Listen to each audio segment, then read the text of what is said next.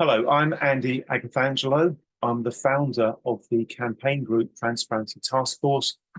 We are a UK-based certified social enterprise. Our formal mission is to promote reform of the financial sector so it serves society better. Of the approximately 5,000 people who get our weekly newsletter, 4,000 are in the UK and around 1,000 are in one of 20 or so countries that also has an interest in the work that we do. In broad terms, the work of the Transparency Task Force is about speaking up for the interest of the consumer. And speaking very frankly with you all, when I started the Transparency Task Force, I was perhaps rather naively of the view that the regulatory framework was effective and that the culprits were naughty companies doing the wrong thing. Whilst I, of course, accept that there still are naughty companies doing the wrong thing, it is very much my view that the regulatory framework that is supposed to be protecting consumers from harm is habitually failing to do so. Strong words. And I say that because of catastrophic regulatory failures like Connaught or Premier FX, Equitable Life going back all those years, the Woodford scandal more recently, so on and so forth, dozens of different mini bond scandals and all the rest of it, the PPI scandal, the endowment mis-selling scandal.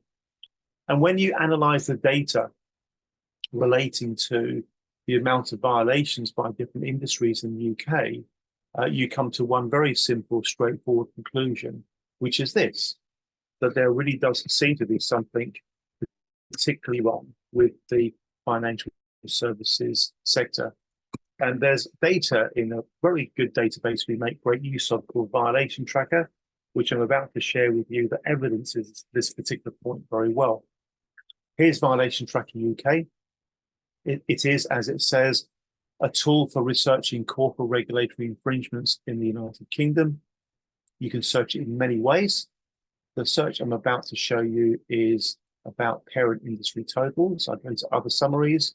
I click on parent industry totals. And what we get, first of all, is a list of the different industries ranked by how much they have been fined. Now, I won't, but I could spend a long period of time explaining why the financial services industry, which literally has to be trusted to function, should not be behaving so badly that it's anywhere near the top of that naughty list. But it is. You can see that it is.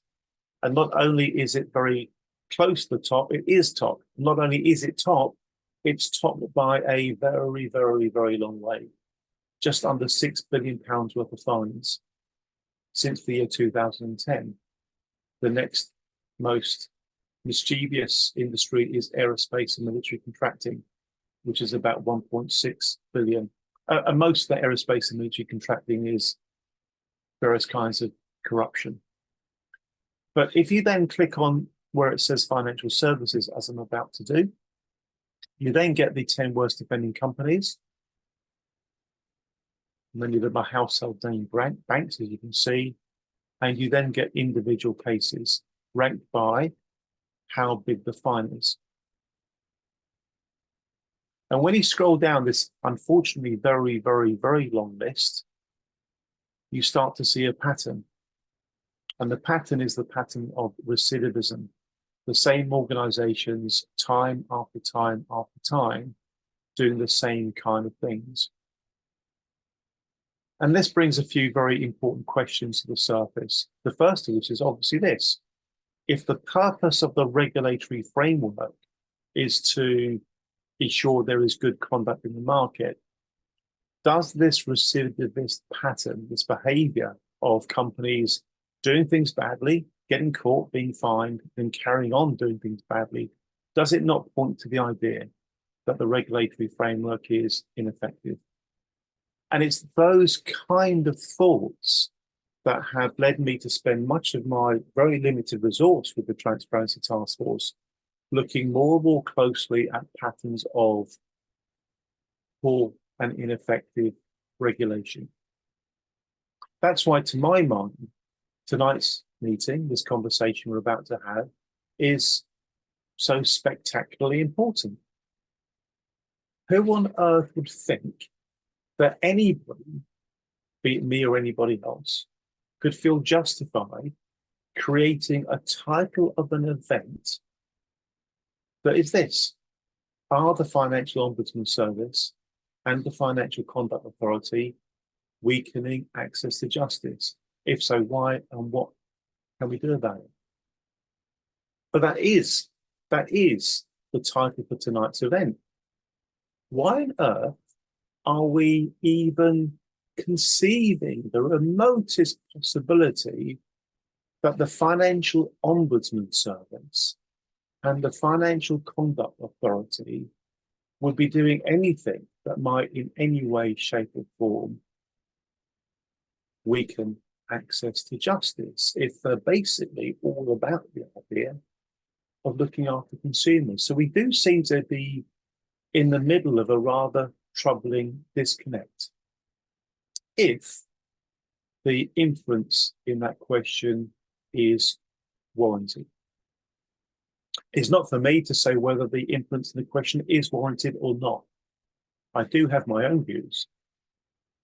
And for what it's worth, my personal view is, yes, I actually believe that the FOS and the FCA are actually doing things that are going to make it really difficult, more difficult, unnecessarily difficult for people who suffer as a consequence of any kind of malpractice, malfeasance, misconduct, mis-selling, or even outright fraud, are going to find it more difficult to access justice as a direct consequence of the reforms that are underway. That's my view. Your view may be entirely different. The purpose of tonight's session is very simply this: to give you all insights, experiences, perspectives, information to help you understand the issues so that you can make your own mind up. Frankly, I don't mind whatever your view is. I see my role as leading the Transparency Task Force being to try to organise things such as tonight's event to give you that information that you can use to make a well-informed decision. I do hope that sets the scene quite nicely. I will be chipping in from time to time. We will be making this event as conversational as we can. Our first speaker is Richard Emery. We'll get to Richard in just about a minute or two, I guess. Richard is a very important part of the Transparency Task Force community. As a person, he brings to us a wonderful set of values and ethics, absolutely bulletproof in terms of doing the right thing, absolutely bulletproof. I'm very proud to say that Richard's a key part of our community. He's also a member of the Secretariat to the All-Party Parliamentary Group on Investment, Fraud and Fairer Financial Services, which, by the way, technically doesn't exist at the moment. It literally doesn't exist, and it won't exist until it's reconstituted following the general election, like all MPPGs. But Richard's a big part of our community. Can I, first of all, folks, please invite you all to join me in thanking Richard for his preparation and for what he's about to present. Thank you very much indeed, Richard. Over to you, sir. Take your mic off, or sorry, take your mute off, and then dive into what you'd like to share. Thank you very much indeed. Thank you. Right, Andy, thank you as ever for your kind words. Let's see if we can deal with the technical challenge. If I press share, will you get to see my slides? We should do, yes. If you first of all open up your slide decks, I think it's working. It's working for you to do, Richard. Thank you very much. Over to you, sir. Thank you. Okay, so that those of you that are new to the forum and new to me, for the last 8 or 9 years, I have been investigating authorized, well, initially bank fraud, but for the last 5 years, authorized push payment fraud on behalf of victims, helping them navigate their cases through the banks, navigate their cases through the Financial Ombudsman Service, and on fortunately very rare occasions, helping them to navigate through the civil justice system.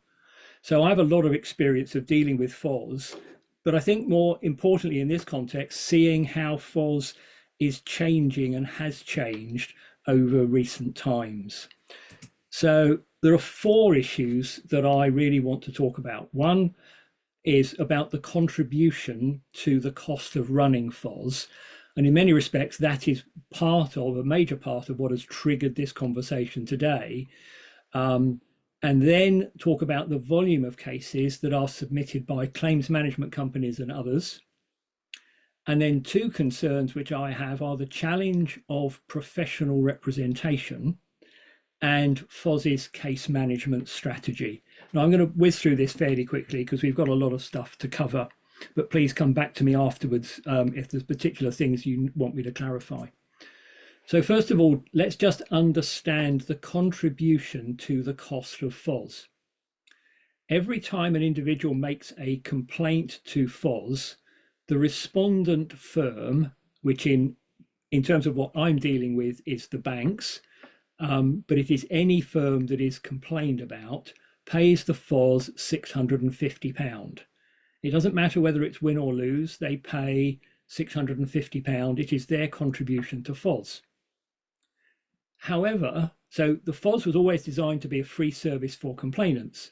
So the individual pays nothing to make a complaint to FOS. And if their complaint is successful, they will receive 100% of the award from FOS because nobody else is involved. However, if they instruct a claims management company, the claims management company pays nothing to FOS for submitting the complaint, but then takes a percentage of whatever is achieved in terms of an award. So most claims management companies operate on no win, no fee, and the level of amount that they can take has changed over the years. At one point, it was up to 25% plus VAT. Most claims management companies are now limited by the FCA to a lower figure. Then the fourth category is professional representatives. Now, by that, I mean people like solicitors. And I would classify myself into this category of being a professional representative. They pay nothing. In most cases, they take a percentage. They operate no win, no fee and take a percentage. For reasons that Andy is aware of and tied into a complex regulatory environment, I represent people if I'm allowed to do so, and we'll talk about that in a moment, but I do not charge fees. But that's a personal decision. Generally, professional representatives will charge a fee, and I'm dealing with a case at the moment where that fee by a firm of solicitors is 25% plus VAT. But it is this issue that these groups of people, CMCs and professional representatives, are accessing the system on behalf of victims, but contribute nothing to the cost of running it. So here is the question. Should claims management companies and others be able to make a profit with no cost risk?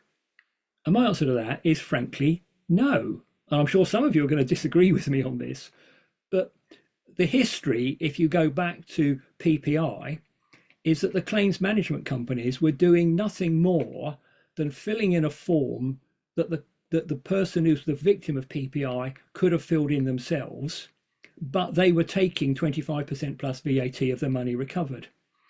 And that was why in April 5 years ago, the Ministry of Justice handed over claims management company regulation to the Financial Conduct Authority.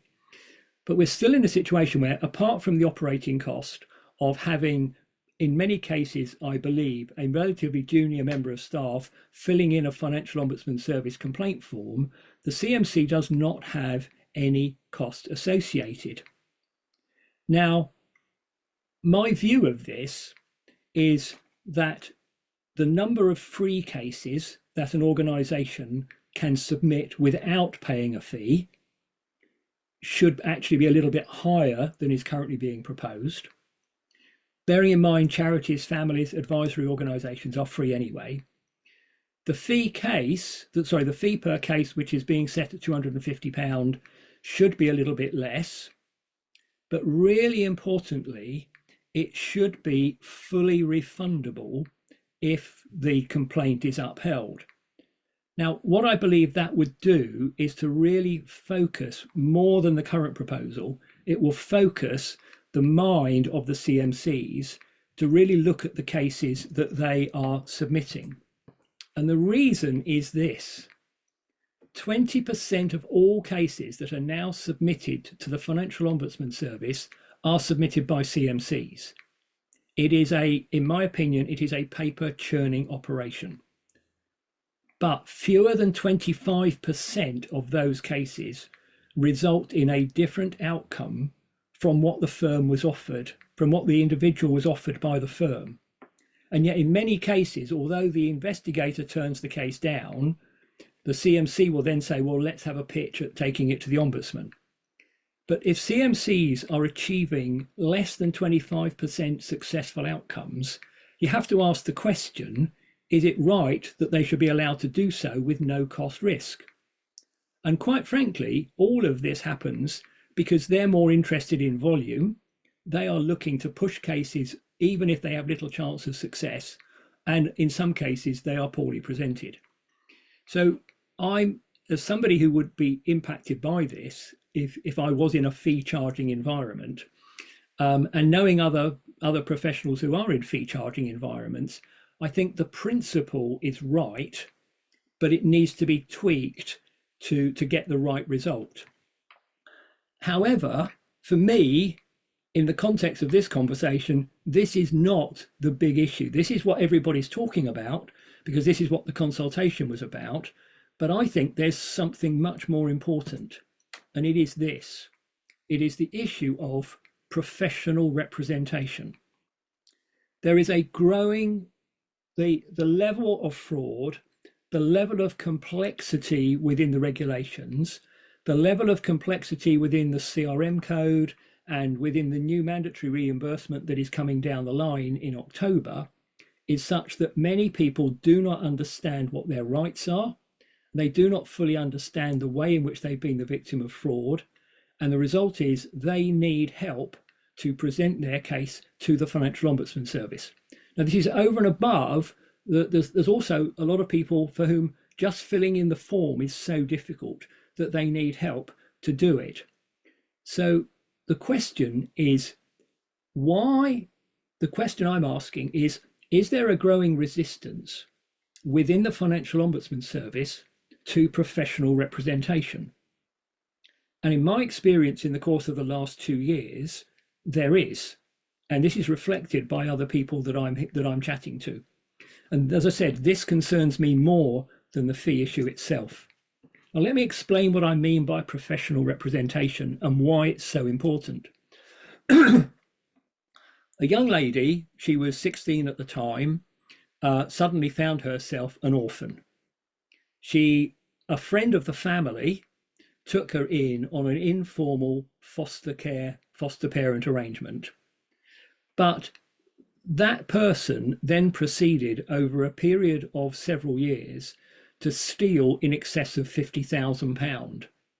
It was this young lady's inheritance from her parents, but she thought they were poor. She had no visibility of the money. The solicitor that was dealing with her parents' wills dealt entirely with the foster parent. And then when she discovered she lost all the money, she went to FOS, and FOS said, the investigator said, we believe that she appointed the foster parent as an agent. Now that was utter nonsense. A person of that age cannot actually appoint somebody as an agent. But if any of you have been in commercial contracting, you'll know agency is a very, very special term and is something which simply will not apply in this situation. So I spent a lot of time then having to challenge the Financial Ombudsman Service on this young lady's behalf. And eventually it went to an ombudsman, and the ombudsman completely agreed that the investigator had got it wrong. But it is my firm view that if I hadn't been able to intervene, this young lady would have accepted that outcome and walked away £50,000 less well off. So that's an example of one situation. Another situation, which is actually very, very current, those of you that are familiar with the CRM code will know that to make a claim under the CRM code, you have to make a payment to another person. Now, Alice actually made payments to another bank account that was in her name. So she was told by the bank and also told by the FOS investigator, her complaint falls outside of the CRM code because she didn't pay another person. However, in her case, although the name on the bank account that she was paying into was her name, it could not be said to be her bank account because the fraudster had succeeded in setting up the bank account in her name, but the fraudster held the security credentials to the bank account. Now, I was able to intervene in this case, and my intervention was I went to the Lending Standards Board, who managed the code, and said, you need to clarify what you mean by another person. Now, I have subsequently discovered, because obviously LSB couldn't tell me what then happened, but I have subsequently discovered that they did produce some guidance. That guidance went to FOS, and the FOS Ombudsman has now ruled Alice has a valid claim under the CRM code. The amount of money that she's lost is just shy of £400,000. So this is why professional representation is really important. But there is another issue which deeply, deeply concerns me, which is FOS's approach to case management. I'm dealing with a case at the moment where there are 200 victims of a £19 million fraud. Earlier this year, for reasons that I won't try to explain at the moment because it's quite complicated, but all of a sudden, in January of this year, FOS started investigating a whole, probably 50 or 60 of these cases.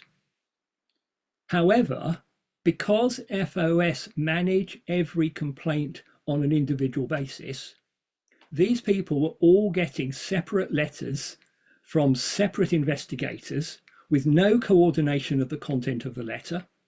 In many cases, it became obvious that the investigator had no prior knowledge of this particular fraud, and there was absolutely no coordination between the investigators as to the questions they were asking or the information that they were presenting. So I actually went to the Financial Ombudsman Service and said, please can I interact with a senior investigator, because there is a lot of information that needs to be presented down to the investigators as they look at this. And FOS turned round and said, no, we will not allow you to interact with a single individual. And in fact, they then actually also prevented these people from appointing me as a representative because of my particular status. And that was just as far as I was concerned, FOS playing silly fools, because I've acted as representative for a significant number of people in the past. But I think more significantly, because at the end of the day, I'm not a professionally qualified individual, and I acknowledge that point, Case Study D is a company liquidation where a small number of people have been the victims of a very high value fraud. Oh, I say small number, actually, I found out today it's 70 people. And this case was so big that they have instructed a barrister. The barrister has gone to FOS and said, I have been instructed to represent these 70 people. And FOS has turned around and said, each case is being dealt with individually. We will not give you one person in FOS with whom you can discuss the entire case. Now, let me just flip this for one moment. What this means is that whereas this barrister could go to FOS and say, I'm making one representative and therefore I'm going to pay one fee of £200, he's actually effectively going to be told, you've got to represent 70 people and each of those will have a fee of £200 associated with you representing them. So clearly there is a serious issue with FOS and their approach to case management. So here is my question. FOS is uncomfortable. Is the FOS leadership uncomfortable with dealing with professional representatives? And if so, why? I think this is a real concern in respect of access to justice. Because if the FOS will not accept professional representatives in the cases that I've been dealing, particularly in these two cases that I've just highlighted, that does mean that those people will not get the same access to justice that they should get. So that's my pitch. I'm open to questions. Thank you, Andy. Richard, thank you very much indeed. We've got time for a few comments or questions in relation to what Richard you just covered. First of all, again, let's thank Richard for taking time to prepare and present that. Does anybody have any comments before we go to our next speaker, Matthew Maxwell-Scott? Mr. Ian Stocks, your finger went straight up, sir. Please do share your thought. Thank you. Hello, everyone. I'm just wondering if you have an opinion on the inaugural FOS ombudsman, financial ombudsman, having a £10 billion claim lodged against MasterCard at the Competition Appeal Tribunal. Sorry, no. It's not a case I've dealt with, not a case I've looked at. Okay. Sorry. Ian, thank you. I know a little bit about the case, but it's probably a bit outside the if like the sweet spot for this session. But Ian, why don't you take a moment to very, very briefly, as succinctly as you can, explain why that particular case, as I know, is of enormous interest to you. Please do. Thank you, Ian. I'm the victim of CNP APP fraud. And I went to the Financial Ombudsman Service and they issued a ruling that I was able to get my money back it was originally from an estate agency in Sheffield, which got acquired by a company called Countrywide, which got acquired by the Skipton Building Society. They just don't take the FOS final decisions seriously. I contacted Visa and they said, you've got to follow the legal route, which took me to the Department of Business and Trade and the Competition Appeal Tribunal. And they did hear the two FOS final decisions. And in the transcript, it said it was resolved to my satisfaction. I've not had a penny. They've not responded to me. The Skipton say they're in charge of the criminal investigation when clearly it's HMRC because they're the AML supervisor for estate agencies. And it's escalating, but if there is an explanation for why the FOS do not allow anyone with the potential to find things out, then I think a £10 billion claim by the inaugural FOS financial ombudsman would be a very good place to start. Ian, thank you very much indeed for taking time to set that out. It really is a troubling situation. Ian, thank you very, very much indeed. Thank you. Mr. Mark Bannister, then we'll probably go to our next speaker. Mark, thank you. Thank you very much for permitting me to ask my question. Before I do, let me thank Richard on behalf of everybody for a very clear exposition of what he believes to be the situation. My comment really, and sadly it's through direct personal experience, although I did prevail through the FOS, but after an immense struggle. So I completely concur with your observations that people need assistance and their chances of gaining a successful judgment from the FOS without it is very limited in my experience, and I think a great deal of other people's. So this issue around professional representation needs to be resolved. I'm not totally convinced of your answers and your proposals because I can see many holes in them, but I wouldn't want to discuss that here and now. But what my main point is the entire FOS structure is deficient in and of itself. So focusing too much around trying to fix this issue is effectively ignoring the wider and greater problem that is FOS itself. And let me speak to that very, very quickly, which is that at the primary issue, when you go to an investigator, these are young people with no knowledge, no experience, and take or tend to take the company's position as gospel, where again the company gets to see your accusations, but you don't get to see the company's defense of them, and these are fundamentally improper way of managing a case and pursuing it. And these are the core issues that need to be addressed. And this issue, as important as it is the equivalent of sticking lipstick on a pig. It is a pig. It needs to be killed and resolved, and something proper that functions correctly replaced. One final commentary. Companies use this as a cost of doing business because they know 9 out of 10 times they will win. And I'll leave it there. Mark, thank you. Andy, can I just quickly say, Mark, I Oops. absolutely resonate with what some of the stuff that you were saying, that the whole issue of your representation goes to the bank, but the bank's response is covered by confidentiality is utter nonsense. If this is going to be an open process, as should happen with any civil litigation, then each party must have access to the other party's views. I have had serious concerns in the past of the banks lying to the Ombudsman Service and me not having an opportunity to challenge it on behalf of the victim. You're absolutely right, Mark. Thank you. I agree. It's a denial of justice, and it's absolutely obscene. I think the points just made are actually at the very epicenter of some of the issues. It is as if the system is being set up without an asymmetry of power in mind.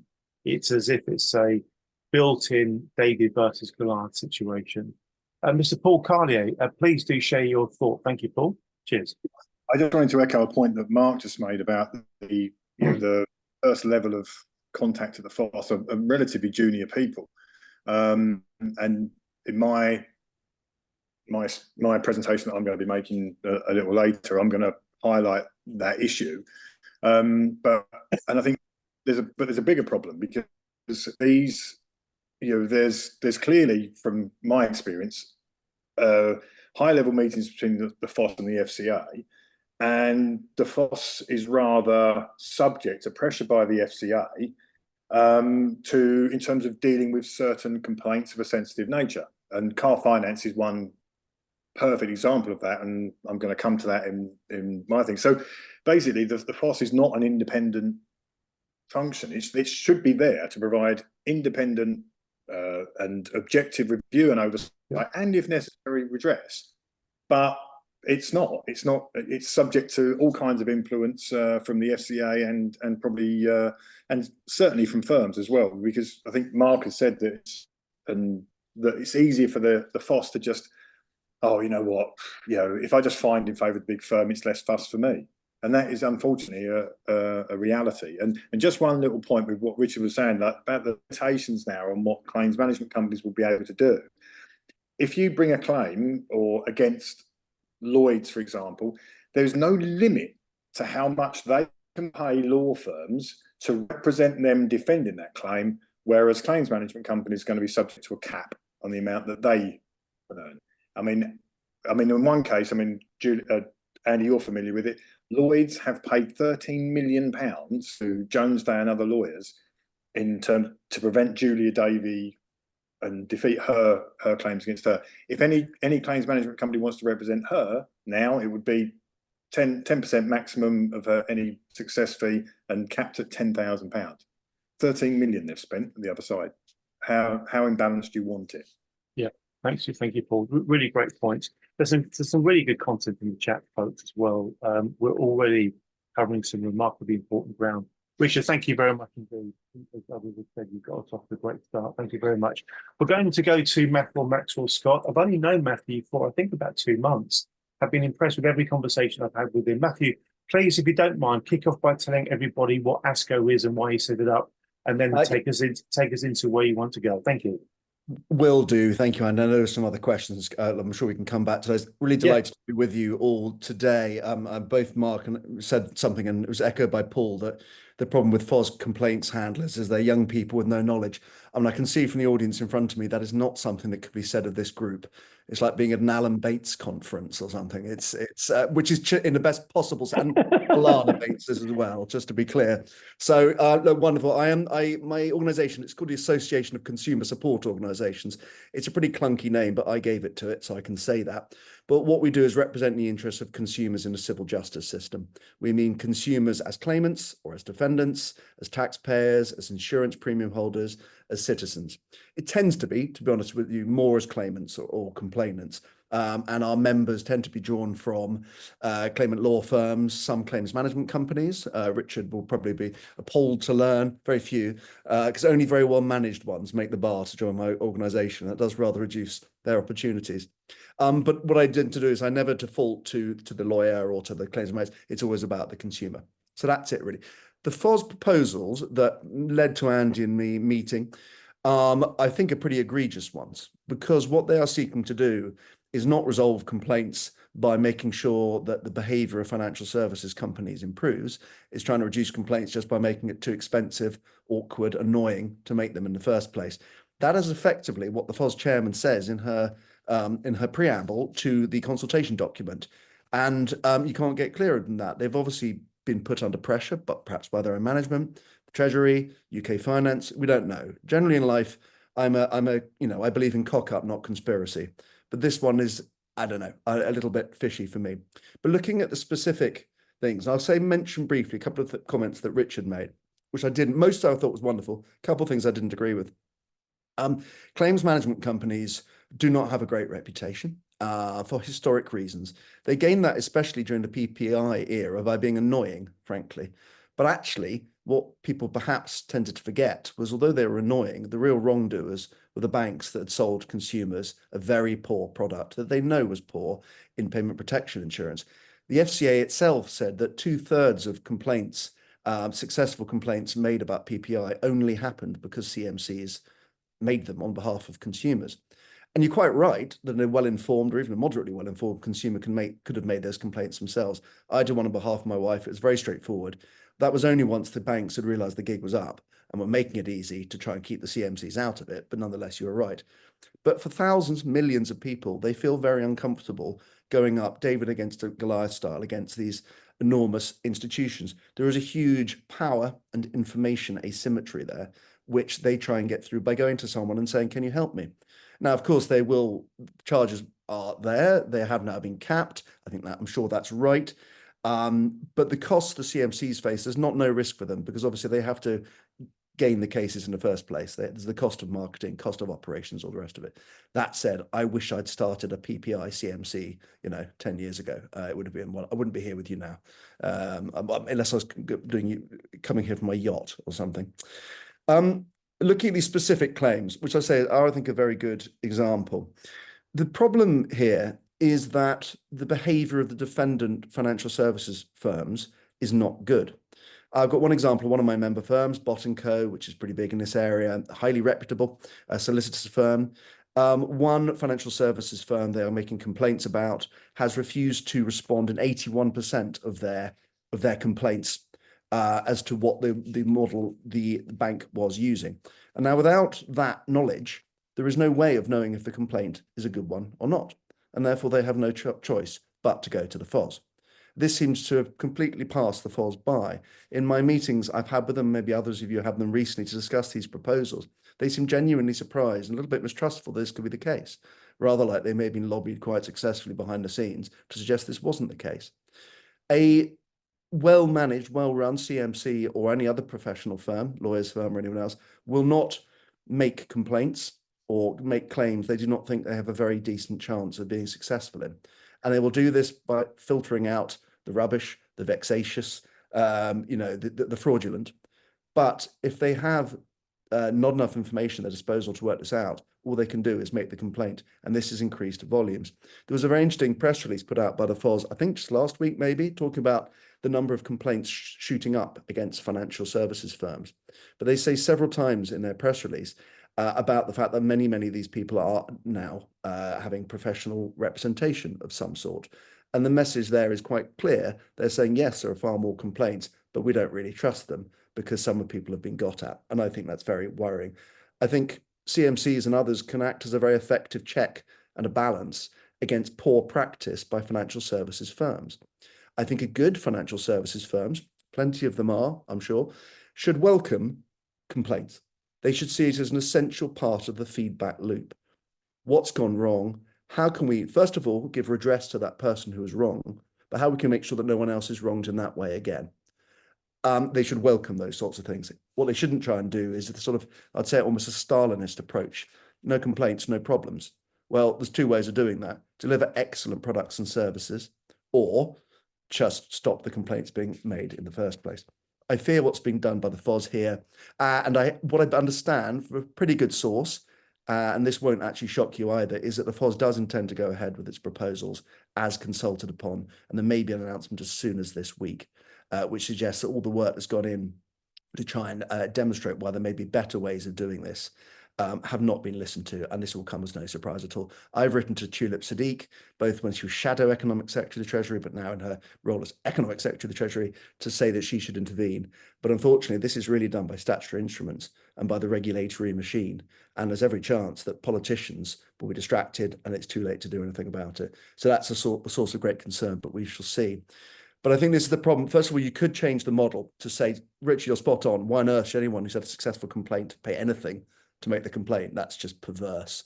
But there may be other ways of doing it, ways of twisting or tweaking the rules. So the pressure is put on a financial services company to release the information they need to know what the complaint is like. There are other things they could have done that they haven't. Maybe in their final proposals, they will do that. Will this put people off entering this market? Yes, of course it will. Will the costs of it always be borne in the end by the consumer? Yes, of course they will. Do we think this is going to result in better products and services, financial services firms? Quite the reverse. So that's really where I'm coming at from this. I think this feels to me like a stealth tax on wronged consumers as well. I really do. And an awful lot of my members are involved in personal injury, which is another area of civil justice that, it doesn't have an entirely uncheckered reputation. Actually, interestingly, if you look at personal injury CMCs, since claims management regulation moved from the claims management regulators, part of the MOJ, to the FCA, the number of personal injury CMCs has dropped from something like 2,500 to about 60. So, I think we can probably suggest that the smack of firm regulation has hit pretty hard there. So yeah, look, that's sort of the sorts of things I wanted to say, and I'm really just delighted to be with you and to especially made Andy's acquaintance, because I think what he's doing is so important, and I know all of you are a big part of that as well. So delighted to discuss more. Matthew, thank you very much. So, what a lovely thing to say. And in all sincerity, I think that the interaction that we've had and some of your colleagues have had over the last couple of months has actually been really, really helpful. It's been really helpful indeed. I'm going to kick off with a question for you, Matthew, before we open up to anybody else. Do you think the net result of these changes is going to be that more people simply won't claim and therefore won't get that which they would have been entitled to had they claimed? Is that the bottom line? That is what the FOS would define success as looking at. If you read their consultation document, they are trying to reduce the number of complaints, of claims. It doesn't matter which we call them, it's the same thing. So absolutely, that is entirely what they're trying to do. And if you want to know why, well, it's back to what Richard pointed out about the cost to the financial services firms. Until very recently, if a complaint was made against them, it was £750. And interestingly, in the same original consultation that looked at this, I looked at the principles behind charging professional representatives, CMCs and law firms and others.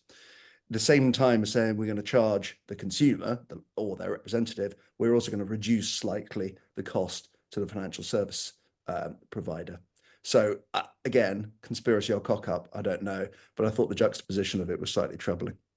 Indeed, and thank you. One more point from myself before we go to Paul, who's just put his hand up. You made reference to the narrative at the beginning of the consultation that you indicated kind of suggested that the agenda here was just reducing the amount of claims and tidying things up.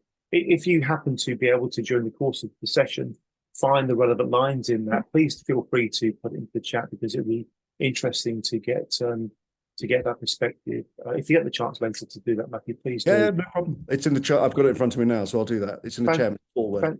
Fantastic. Thank you very much, Dave. Mr. Paul Carley, then we'll go to any others that want to chip in here. Thank you, Paul.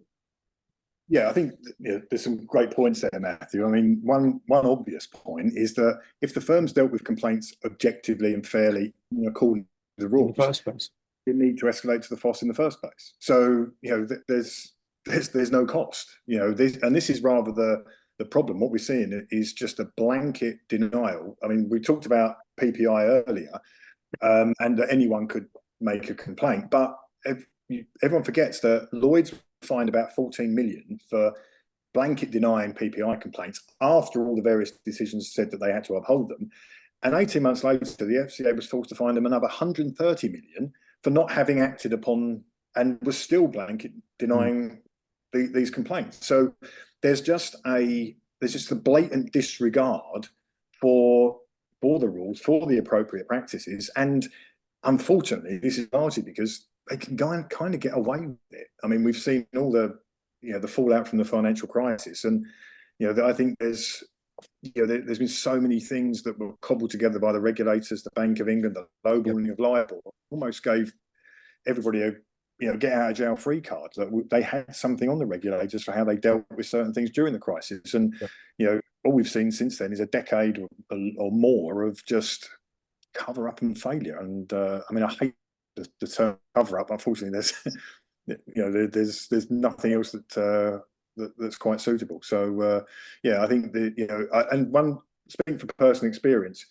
between 1990 and 2010, I never complain if I know I'm right, if I've got the evidence to back it up, and my complaints were just always upheld. Now I find myself having to fight and spend tens, if not hundreds of hours at times, escalating a complaint through the process that I know I'm right, I've got all the evidence, and but it comes a war of attrition. So it's just lie and deny away, and unfortunately a lot of people do, because sometimes it just isn't worth it. So absolutely. I mean, if I can come back to the points I made earlier about the FOS being surprised that the defendant behaviour was poor, and that's perhaps back to the point I made earlier about young people with no knowledge. But I actually said in my submission to them, I think to their second consultation that closed on election day, obfuscation and delay are standard strategies employed by some defendants to dissuade claimants from seeking redress. And that's a good example of this. And again, it's something that's going to pop up in your inbox all the time. I don't know if any of you own a Volkswagen or the Dieselgate scandal. Now, and again, there's some annoyance, and every time I go on Facebook, I'm asked if I own a diesel for certain registration. Anyway, in America, for example, Volkswagen, once the gig was up and it was absolutely made clear that they had done a bad thing, they paid up. They coughed up, they gave interim payments. In the UK, they decided to spend hundreds of millions on lawyers to try and delay things in the hope that the much less well-resourced claimant firms, bodies, individual consumers would go away. And of course, you delay long enough, and not to exaggerate too much, some of them die. So of course they do that. If that's what because spending 100 million now to try and avoid paying out billions later, at least in the interim, you've still got the billions. If you know the gig is up, the best thing to do is discharge your liability as quickly as possible, get it off the balance sheet. So there are tweaks, and this is why I've had interesting conversations, and you and I had one about group actions, and whether or not the regime for them in this country or in England or Wales could be improved upon to, in everyone's interest. And the Dieselgate thing was, I think, a good example of how it wasn't working well, or it isn't working well. Mark, thank you. Paul Weir, if you get a chance later, please pick up on the point Matthew just made about if you wait long enough, some of them die. You know where I'm going with that, Paul. Thank you very much. Mr. Mark Bannister, please chip in. Thank you.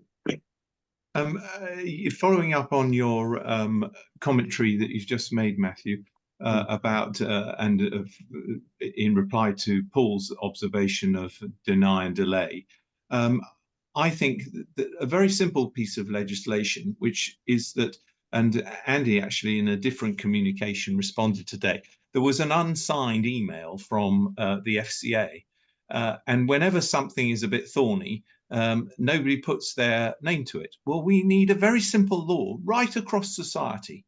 Everybody has to sign off. You cannot have a corporate sign off. It has to have a name attached to it. Somebody's got to be, and there has to be accountability. We need effectively a responsibility, accountability, and thus a jeopardy law. That's all. That's all we need. And once we have that, much of this nonsense would go away, because you personally are going to have to hold your hand up to whatever it is that you are signing off on. And if you are found to be negligent or derelict in that, right, somebody has the right of return against you. And when that happens, all of this nonsense right across society goes away. The one other question I'd like to ask you directly, Matthew, is to what extent do you think a lot of these claims are in fact nonsense? And as a result of the injury, medical injuries that you were speaking to, and the collapse in the number of firms operating there, has that, in your opinion, resulted in a huge loss of people who have legitimate claims being unable to pursue them? Those are the two questions I have. They're very good ones. If I do the latter one first, I mean, because I know an awful lot about whiplash reform. So perhaps if anyone's got another hour and a half sometime, I can fill you in on that. There was a perceived problem there. There were far too many claims. It was pushing up insurance premiums. Some exceptionally good lobbying by the insurance industry. Congratulations to them. Persuaded the government of the day that this was a real menace, most of them unmeritorious and possibly fraudulent, therefore you need to get rid of them. And as a result, it took a long time. Civil Liability Act came through. And as a result, the number of whiplash claims has indeed plummeted. It's gone down by around half. So obviously a lot of those that no longer exist were the less meritorious ones, but lots of them will have been meritorious. It's simply that it's more difficult now to make a claim. You have to do it yourself, or you have to pay someone to help you because you can't recover the costs. And when you do get there at the end of it, there's a tariff of payments that is dramatically below what you used to get. But anyone who's ever had whiplash or spoken to someone who's had whiplash will confirm this is not an invented ailment. Just because it's easy to fake, it doesn't mean it's fake. It's not the same thing. So there was a sort of, they went too far with that one. Now, and interestingly, that one, the point behind the reforms was to save people money on their car insurance. Well, I don't know if anyone feels their car insurance has come down recently. It hasn't. It's gone up by 21% on average last year, according to the ABI, average of £622. I wrote to the Transport Secretary about this today because I want her to do an investigation into the motor insurance market, like she said, actually done by the FCA. But, you know, hey, and the CMA, which I notice hasn't been mentioned in dispatches here.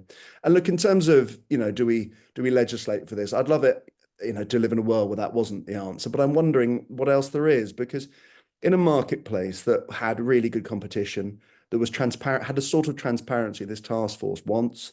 There was an information symmetry between the consumer and the producer, and there was an openness, and there was a really genuine consumer focus, which obviously the FCA is trying to generate through its consumer duty.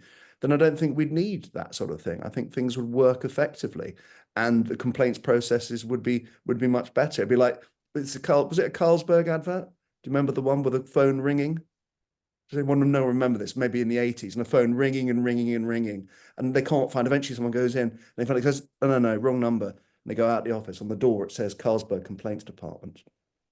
Right. It's fantastic. Look it up on YouTube. But it would be like that. But it's not like that, because lots of reasons, because of stupidity and greed and bad regulation and all the rest of it. And of course, consumers not knowing their rights and not knowing where to go to. You know, I'm sure we're all fans of Martin Lewis and what he does. But, you know, we need more Martin Lewises if this is going to happen. Failing that, no, we do need perhaps to think about how we legislate, but exactly what that would look like, I don't know. You'd know probably more than me. I think it sounds like you've given it plenty of thought. Thank you, guys. We're going to go to Richard very quickly. Richard, please, and then to Paul Hinchcliffe also quickly, if you don't mind, Paul, because we want to keep on track time-wise. We're covering a lot of ground here, and there's clearly some recurring themes that just keep coming up. Mr. Richard Emery, thank you. Thank you, Matthew. I really accept a lot of what you have just said in response to my comments. I think my point about the CMC issue. 3.1 billion people suffer from. I'm so sorry.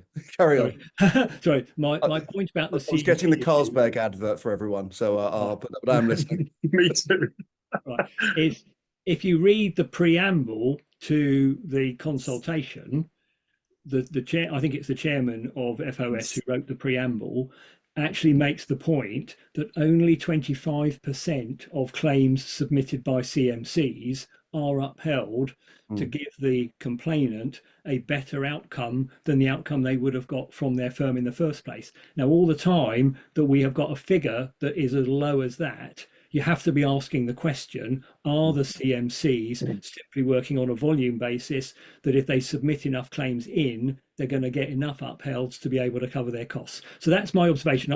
That's why I have the concern. So yeah, and I think it's a reasonable one, and I think there are a lot of claims farmers out there who do exactly that in the hope that if you throw enough stuff at the wall, some of it will stick. But I think the FOS would say that, wouldn't they? Because they're trying to dissuade people making complaints using representatives. So there's that too. But I think as well, it's that problem with defendant behavior. I think if you could demonstrate to me that defendant behavior was dramatically better than I've been led to believe it is, then we should be having the conversation about what sort of charging structure would be appropriate to make sure that we're getting better behaviors. We haven't got that yet. Matthew, you do not have to, even for one moment, want to ask me about what I think of defendant behaviour. No, right. It is what I have experienced is utter disgrace on behalf of all of the major banks, of which probably my favourite one was where a chap's payment was sent by a bank to Southern Ireland. Of course, you can't make chaps payments to Southern Ireland, but their explanation was they didn't consider a payment to Southern Ireland to be an international payment. Right. I mean, in other words, they considered Southern Ireland to be part of the United Kingdom. Gosh. So, I mean, if you get that sort of nonsense, yeah. then no, you don't have to talk to me about the behaviour of banks. But here's the thing, from a commercial point of view, a lot of their behaviour is perfectly rational. From a shareholder point of view, it's perfectly rational. Yes. It doesn't mean in any way desirable. It's just wrong. You can see why they do it. Yeah, thanks. Just a couple of quickies from me before we go to Paul. We will get to you in a moment, Paul. First of all, I'm going to share my screen to show you something. So, important point, the APPG on investment fraud and fairer financial services does not exist at the moment because of the election. It dissolved, all APPGs have dissolved and it's not yet reconstituted. However, it is a matter of fact that on that currently non-existing APPG's website, there is a page that has got lots of interviews of people giving testimony. And it just happens that the very first one is that of Richard Emery. I'll put a link to this webpage in the chat. I encourage you to watch Richard's testimony and or read it. There's loads on that page actually you can select from. You might find it very, very interesting indeed. Second thing, just to reveal my age, I guess, in all honesty, I was brought up in business with the idea that if you had a customer who's unhappy, your job as a company and as an organization dealing with that customer would be to smother that customer with tender loving care and attention, and they'll become your best customers. It's actually proven that unhappy customers who get sorted out become the most loyal and frankly the most profitable customers moving forward. Isn't it terrible that we seem to have a culture in business these days where an unhappy customer, somebody making a complaint, is responded to with a strategy along the lines of, our job is to stop you getting what you want because it eats into my profit margin short term. That's bleeding awful. Mr. Paul Hinchcliffe, thank you for your patience, sir. Share your thought. Thank you. Not a problem.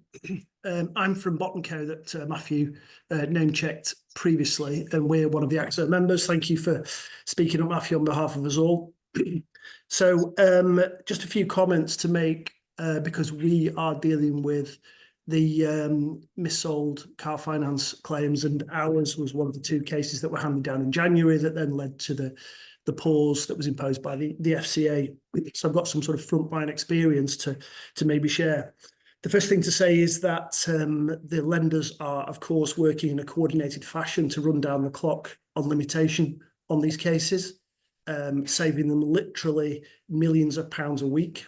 Now, the law and limitation on these cases is not yet settled, so there might be some sort of a reprieve. But if I was working as part of a collective, then it would make sense to try to wind down the clock and to exclude as many cases for reason of limitation as possible. Second point is that, and Matthew, I think, name-checked some of our stats there. One of the lenders, the biggest lender in this sector, just does not reply to over 80% of the cases that we present to them. So they've had a properly formatted letter, all the information that they require is on there, and there's just no reply. So we are then left with no alternative but to say to our client, the only thing we can do now is to present this case to FOS. We have no information on which to advise you in relation to this potential claim. There is no fee at this point. So would you like us to do that? And in the main, they of course say yes. If a fee does come in, of course, that completely flips the whole dynamic, and it will deter people like us probably from representing claimants and bringing those cases against FOS. It would just destroy our business model. Tied to that, of course, are that, and the comments already been made, lots and lots of consumers cannot make these claims themselves. they choose not to. They don't have the wherewithal to interact with even a basic form. You imagine trying to read the internet on your phone at all times, read and fill out complex paperwork, complete a form. It just is impossible. And people choose to outsource these things to people like us. Now, we really do our best to weed out any claims that we think are unmeritorious. It's a waste of our time and our money. And I know that people in our sector and CMC sector do get accused of throwing mud at the wall, hoping that the stat previously was 25% of it might stick. And I know that has been part of the way the game was played in the past. That's certainly not the space that we're in. But without information from the lenders to enable us to advise our clients, it's impossible for us to tell them whether or not they've got a good case. Yeah. You're left with one course of action, and that is to present the case to FOS. So over the course of the time that we've been handling these claims now for clients and sort of trying to break this ground, which is now 5 years, we have spoken to a lot of customers, and the things that they were told at the point of sale are absolutely shocking. And this is why redress is so important for them. People who could afford to pay cash, for example, for a car were told, no, I'll get you a better deal.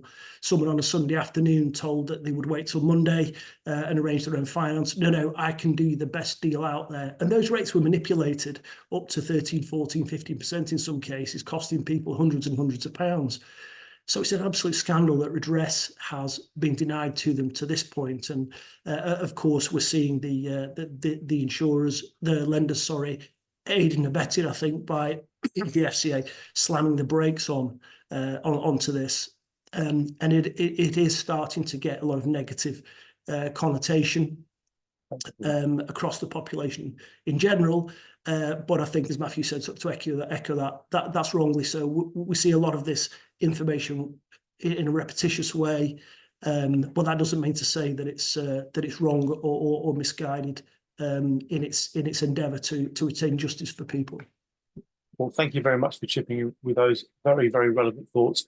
Paul, I can see your hands up. Hold it until when you get to your session, because we're going to go to Samantha now. Samantha, please do kick off, if you don't mind, by telling us all a little bit about the Claims Management Association. Then share with us, please, Samantha, what you would like to. Thank you for being here. Thank you. Yeah, actually, forgive me, we haven't said thank you to Matthew first. So can we say thank you to Matthew whilst also welcoming Samantha? Thanks, Matthew. That was a great session. Thank you.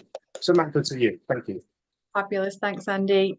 So I'm Sam from the Claims Management Association. We are a pretty newly formed trade association for CMCs. Myself, along with my business partner Julia Cooper, who unfortunately couldn't make the call today, have worked in the claims management space for over a decade each. Julia as a regulator in-house and consultancy, and I myself come from a regulatory compliance background. We've built the trade association really over the last 6 months, and it was born out the need for a collaborative voice for CMCs, which has been missing in recent times. We have regular meetings with the FCA, with FOS and other members of the regulatory family and key stakeholders, with a view to challenge and deconstruct the misconceptions that exist around CMCs, some of which Richard really helpfully illustrated earlier. The CMC industry has shrunk from over 3,000 firms in 2011 to 471 firms in 2024. The industry has survived extraordinary regulatory change. Of the 471 firms that are authorised by the FCA, only 163 of those have permissions to represent claimants with financial products and services claims. And we have real concerns that CMCs in that space are being regulated out of existence.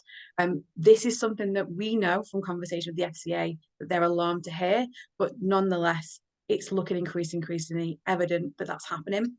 CMCs have been faced with significant change, from changing regulator, fee caps, all the things that they've had to get to grips with. And CMCs are subject to slightly different rules. So, for example, FCA authorised firms are subject to much heavier marketing restrictions than other professional representatives like SRA regulatory firms. The introduction of a consumer representative fee by FOS will force some businesses out. We have provided significant evidence of this to both the FCA and FOS. particularly firms covering consumers with unaffordability, and those consumers are at significant risk of losing access to justice, and they are some of the most vulnerable consumers, that exist out there. We know from FCA data, and I put a couple of screenshots on the chat earlier, within the Financial Lives survey, that the majority of consumers will not pursue a claim if they're not represented. Most of those will say it is due to, I just don't want to represent myself. I'd much rather someone else do it for me. All the way to, actually, I didn't know I had a claim until something came across my Instagram, for example, or I got a phone call, or whatever it might have been. Obviously, that was pre the cold calling ban. Introducing a FOS fee and removing CMCs from the market will mean that consumers lose one of the only tools that they have at their disposal to take on financial services firms. There is a massive power imbalance between consumer and the large corporates that they're facing, and it's going to severely limit their access to justice. There's no other alternative. CMCs are often met, and I think we've touched on it before, both Richard and Matthew have, that CMCs are often met with hostile engagement from respondent firms. We see deliberate and aggressive tactics from respondent firms, which leave little alternative for CMCs than to submit cases to FOS. They're just not getting responses. They are told, we won't deal with you, and all the kind of array of different things that we see. Financial services firms have been using FOS as essentially their complaints handling department for a long time, because it's probably cheaper for them to pay the fee than it is to actually run those claims themselves, because a lot of people will drop off, a lot of people won't pursue it, and will just leave it at that. The FCA have told us that they are regularly provided intel from credit firms about CMCs, about other professional representatives, where they feel that there is poor conduct. What the FCA also tell us is that they don't get the same back. They don't get that from professional representatives. They don't get that from CMCs, where we're giving evidence at saying to the FCA, look at the responses that we're getting, look at the way that these companies are dealing with their consumers. And we really encourage members and any firm dealing with respondent firms to report poor practices to the FCA along with the evidence. That the more that we can give, and the more balance that we can show that actually the behaviour that's happening, and we all see happening. A great example of the tactics that's used by respondent firms that Matthew's touched on earlier, we can just look at the consultation into the consumer representative fee. There's a massive power imbalance, because the majority of respondents to that consultation were financial services firms, and the number of lending firms, the number of trade associations representing lenders far outweighs the number of professional firms that are supporting consumers. That has led to, I think, somewhat of a skewed opinion maybe from it that comes back from those consultations, even to the point where the feedback consultation that FOS put out said the majority of respondents were in favour of a consumer representative fee, and actually many of those thought that the proposals didn't go far enough. Again, we have to just look at the FOS board to see the structure and the imbalance that we're facing. The background of the board is predominantly made up of individuals from the financial sector, and none come from a consumer representative or a consumer background. How can FOS make an unbiased decision if the makeup of the board leans almost entirely to the financial services sector? The Claims Management Association is currently in support of a judicial review opposing the FOS fee, and we've kind of put our hand up and said that we're happy to do that through the CMA ourselves, but we do need member support for that. And obviously that comes with a financial commitment. Again, one of the imbalances that we have versus these massive big corporate companies who have lots of money at their disposal and lots of resources at their disposal. We're encouraging members to write to MPs, to write to Treasury with your concerns about the FOS, about FOS conduct in particular. We're seeing really contradictory decisions coming from FOS, and actually that's something that's been echoed by respondent firms as well. When we've had engagement with respondent firms, they've said the same thing. The goalposts constantly moving. They're not sure what they should be accepted as a complaint and what they shouldn't. And it's really important that firms are providing examples to the FCA of poor conduct from respondent firms. Engagement for us really is the key on tackling the issues I think that we're facing. Sam, thank you very much indeed for covering such a lot so quickly. That was really powerful. Thank you very much. That point about inconsistent, seemingly irrational decisions being made is very, very important indeed, Sam. Thank you for making it. And also, I still can't get my head around the justification that one side gets to see the other side's submissions and evidence and data, etc., and the other side doesn't. It's just something that's just absolutely wrong in there. Does anybody have anything to say before we move on to Mr. Paul Carlier, our final speaker? Please raise your hand either digitally or literally so I can see you. If you'd like to come in after Sam spoke just now. Otherwise, we will move swiftly on to, we'll move swiftly on to Paul Carlier. Mr. Paul Carlier, over to you. Can we please thank Sam? Great job, Sam. Thank you very much indeed. Well, as powerfully and as potently, and guess what? As succinctly as you can. Thank you. Thank you. Perfect. Go for it. This is going to be topical given the previous discussions. So, hang on. In July last year, 2023, 3 class actions were filed with a competition appeal tribunal against Black Horse, Novo, Santander, seeking a total of $1 billion in damages for customers who missold car finance. These class actions were the result of, these class actions were the result of my car finance investigation and journey that began a decade earlier in 2013, an example of the lack of access to justice we now have in the UK, and at a time when it's needed more than ever, as due to various catastrophic failures, dishonesty, and worse by regulators and or others in the hierarchy of oversight. In December 2021, after several years, I eventually shared the significant evidence and intellectual property I had gathered during my sorry, someone keeps trying to take control of my intellectual property I've gathered during my investigation with Belinda Holway of Scott and Scott. She was able to take that evidence and develop it along with litigation funders, these class actions from it. My evidence and expertise filled the gaps that had meant nobody had been able to bring a claim previously. I know a lot of complaints have been made to the FOS, and I'll come to that as well.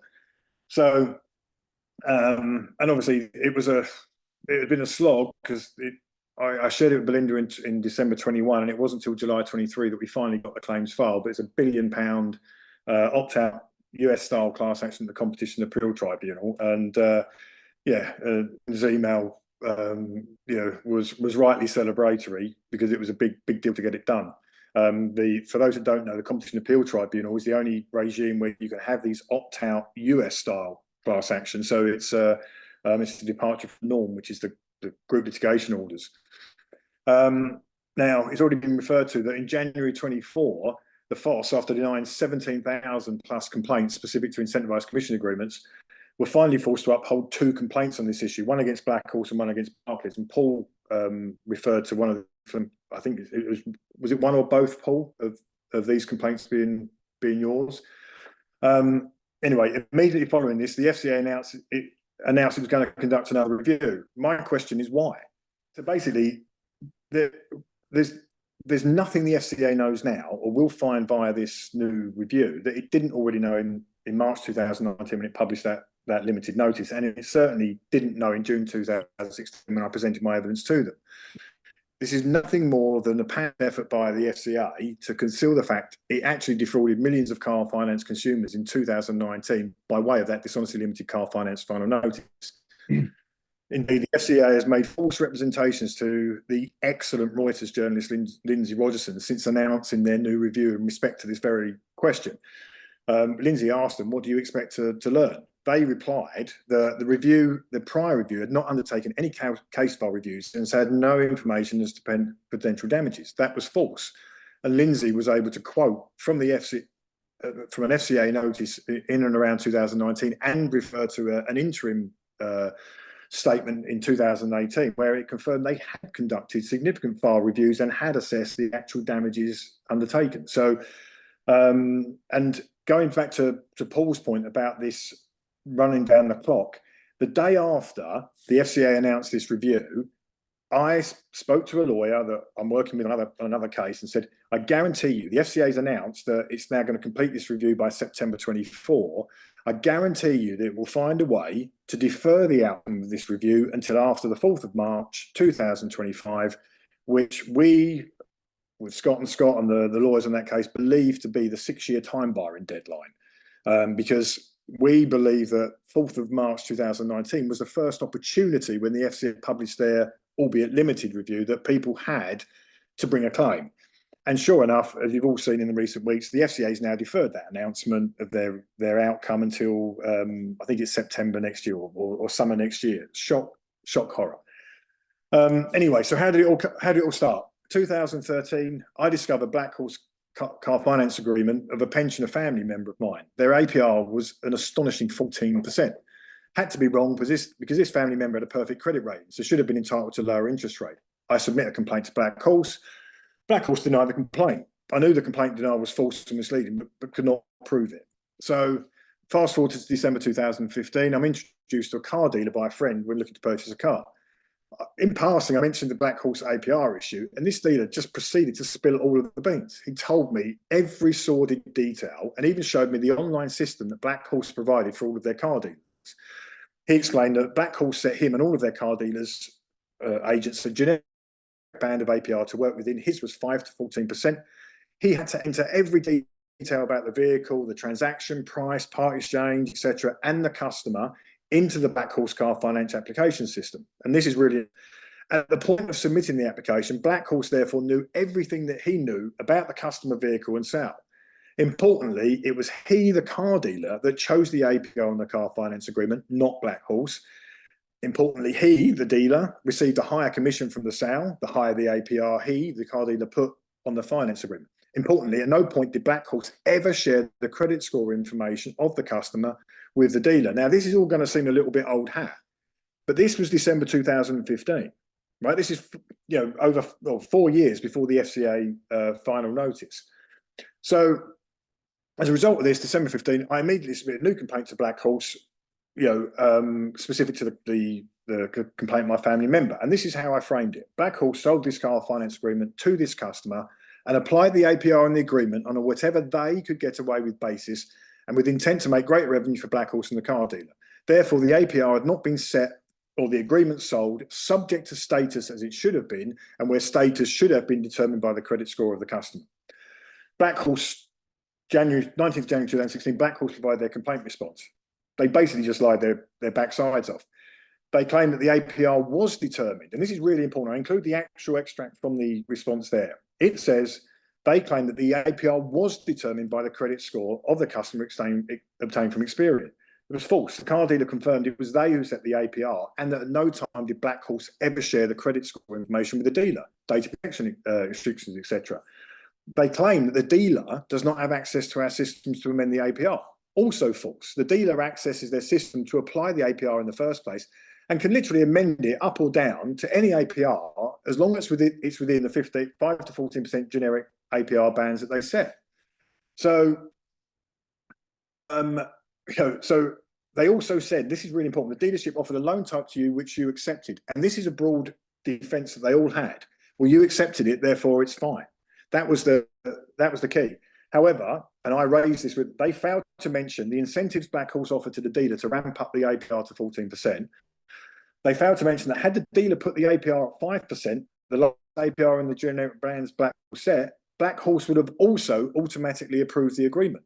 Because as long as the customer overcame a very low bar in terms of credit score threshold, it was automatically approved of whatever APR the dealer put on it.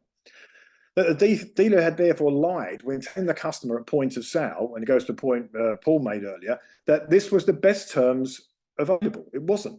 And the dealer also not only lied about the 14% being the best APR available from Black Horse, but also failed to tell the customer that they had 2 other quotes from 2 other lenders, both with an APR much lower than 14%. And this is due to documents we got from a DSAR. Again, the DSAR being the consumer's best friend. So January 16, I escalate the complaint to the Financial Ombudsman Service. And this is where it just gets increasingly beyond a joke. So the FOS initially denied the complaint on the basis that there was, and I quote, no evidence that these Black Horse online systems existed. So I was then presented them with screenshots given to me by the dealer of this lets you connect Black Horse online system. So, okay, now move on. FOS, dismiss that one. Next. The FOS deny, they then come up with a different denial. And it's a bit poor quality, but this time the FOS denied it on the basis that it was appropriate for the car dealer to enter the APR and apply the APR on the car finance agreement, because at the point of sale, it's only the car dealer that has all of this information. So therefore, they're best positioned. And this was signed, and some of you who've got cases, Mike Lloyd, for example, this was signed by Ashley Moore, Ombudsman, who was later recruited by the BBRS.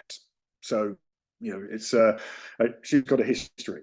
So she literally says that this is her position. So, but this was false, as per the evidence provided by my friendly dealer. He said that you have to enter every detail about the customer transaction of the vehicle. So that at the point of the application, the lender knows everything that the car dealer knows.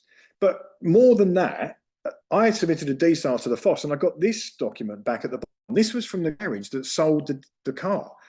This was dated a month before Ashley Moore produced that decision. And they actually confirmed that they have to enter every detail into the application system so that the lender knows everything about the customer and the vehicle and the transaction at point of sale, the same as the dealer does. So her decision was dated a month after this, and entirely contradicted what the dealer had actually told the Ombudsman. So it was not only that was it contrary to what, you know, they literally lied in the decision. And herein lies a problem. Once they've compromised themselves, good luck trying to get it overturned. So anyway, now when I challenged them on that, they agreed to review it. This time they came back, and remember, I'd already related to the FOS everything the dealer had told me, including the incentives and their ability to put whatever APR on the agreement the dealer could get away with. So having exposed the second reason for denying the claim as nonsense, I challenged it. This time the Ombudsman came forward with another denial, this time on the basis that there was no evidence that the dealer was able to manipulate the APR to a higher level than was appropriate. I mean, and this time I mean, this is months into it, and I'm pulling my hair out now, and it was very much a case of what the fuck. So, okay, I'm going to end this once and for all. So I made a call to Black Horse, their dealer services, posing as a used car dealer. I prepared a script, and I had carefully crafted questions that sought to establish everything that I needed to basically put the FOS straight. So I started out by saying that I currently use Motonova, one of their biggest competitors, for my finance solutions, but was perhaps seeking to switch to Black Horse. I figured that they would perhaps give me all of the sordid details, believing they could capture business from a competitor, and they did not disappoint. On the call, they confirmed literally everything that the car dealer had told me. Right, the dealer had to enter every detail about the vehicle transactions of customer. That it was Black Horse that used the information to run a credit search on the customer. That they never shared the credit score information with the dealer. Right, so if they're saying in the complaint response that the dealer set the APR, but they're also saying, oh, your APR was determined by the credit score obtained from Experian. Well, how the hell does that happen if you don't share the credit score information with the party that actually applies the APR? I mean, there's a whole contradiction in terms. And they confirmed it was the dealer and never Black Horse that set the APR in the agreement. The Black Horse set a generic band APR for all their dealers to work and set the APR within. And this was the key. And I said, am I right in understanding that the higher the APR we put, the bigger the commission for us? And they absolutely 100%. So I recorded the call, and there's a copy of the audio file, 9 minutes, 47 seconds, an absolute smoking gun call. So I sent it in to Ashley Moore, the Ombudsman. Okay, this is it, case closed, got everything to prove my case. She then proceeds to deny the complaint, claiming that my new evidence didn't change anything. I asked Miss Moore, what about that call recording with Black Horse did not change anything? She refused to explain. She and later her manager said they had no obligation to explain to any consumer how they had interpreted any evidence or information. Point of order, that is their job. If anything, that is their sole role, to review all of the evidence and opine on it, including explaining what evidence they were dismissing or ignoring and why. However, both refused to confirm if they'd actually listened to the recording. Ashley Moore, as I said, would go on to be one of the 3 in their eyes by the BBRS, go figure. So in February 2016, whilst all this was going on, I started to contact the FCA and make these reports about these incentivised commission agreements. And on the 19th of April, after the last fiasco from the Ombudsman, I submitted, this is 19th of April 2016, I submitted a significant, substantial report to the FCA, and in it I summarise at paragraph 30 all of that which I've set out and what I discovered and what I had exposed. And I shared with them the call recording that I had with with Black Horse. I also shared with them call recordings with a dealer who had lied to me and had produced a finance proposal to be from Ford Credit that was in the name that I had given them at an address, but it was a false name. They literally produced this car finance proposal on Ford Credit paper, which was completely it was a false name. So they had to have been able to produce this and send me this proposal. So I had further calls with the FCA, and I send them more evidence, including the smoking gun recording the call I made to Black Horse. But in January 2017, I received a DSAR response from the FCA. Andy will be well aware of my ongoing issues with my whistleblower issues. And included within it, there was an internal email dated June 2016, referring to my calls to the FCA and reports about car finance, but claiming they had not received any of the evidence I told them I had, and I had sent them. So in February 17, I called these people at the FCA who were claiming non-receipt of my evidence, and whilst I was on the call, I emailed them all of the evidence by a series of emails, including that call recording and all the other stuff, and they confirmed on the call that they had received it and would review it. And then April 2017, the FCA confirmed their launch of a review of car finance selling in the UK. It wasn't entirely based upon my evidence and reports, but Mark Stewart was forced to later agree that it did play a principal part in adding to their volume of intelligence, and that prompted the review. So anyway, in the meantime, 22nd of February 2018, I helped a different customer file a new complaint with Black Horse, and I helped them draft exactly the same allegations as I had done for the first complaint that I'd submitted in 2016, and I include that here. Yeah, was sold, subject to status, yada, yada, yada. I'm rushing through this, Andy, to try and get it done as quickly as possible. My thinking was that I needed a second complaint response to Black Horse to see if their false representations made in the first complaint was an anomaly, or whether it was a systemic dishonesty and or fraud. And also that if I had to escalate this complaint to the FOS on behalf of this customer, we could include the smoking gun recording at the outset and give the FOS no means to ignore or opportunity to deny. So 12th of April 2018, Black Horse responded to the second complaint. It was a carbon copy of the response to the same complaint made 2 years earlier. They make the same false representations that the APR had been determined by the credit score obtained from Experian, and it's all there in black and white for you to see. They had also justified the APR based that you, the customer, accepted it. Once again, ignoring the fact that the customer accepted it, having been lied to by the dealer, and not having been told the Black Horse would also have agreed to this agreement of 5%. They confirmed that the car dealer set the APR within the parameters that they set, having claimed the APR again was determined by the credit score obtained from Experian, a credit score that's never shared with a dealer. This time they actually used the same dishonest argument the FOS had used previously, claiming that it was appropriate for the dealer to set the APR because only the dealership has all of the information. So quite literally repeating the same false presentations they had made in response to the prior complaint. So great, okay, this is now evidence of a systemic problem. So in April 2018, I escalated the second complaint to the FOS, and this time with the whole arsenal of my evidence, including the smoking gun recording. In October 2018, the FOS adjudicator confirmed she now has all of the information from us and from Black Horse to be able to review and make her decision.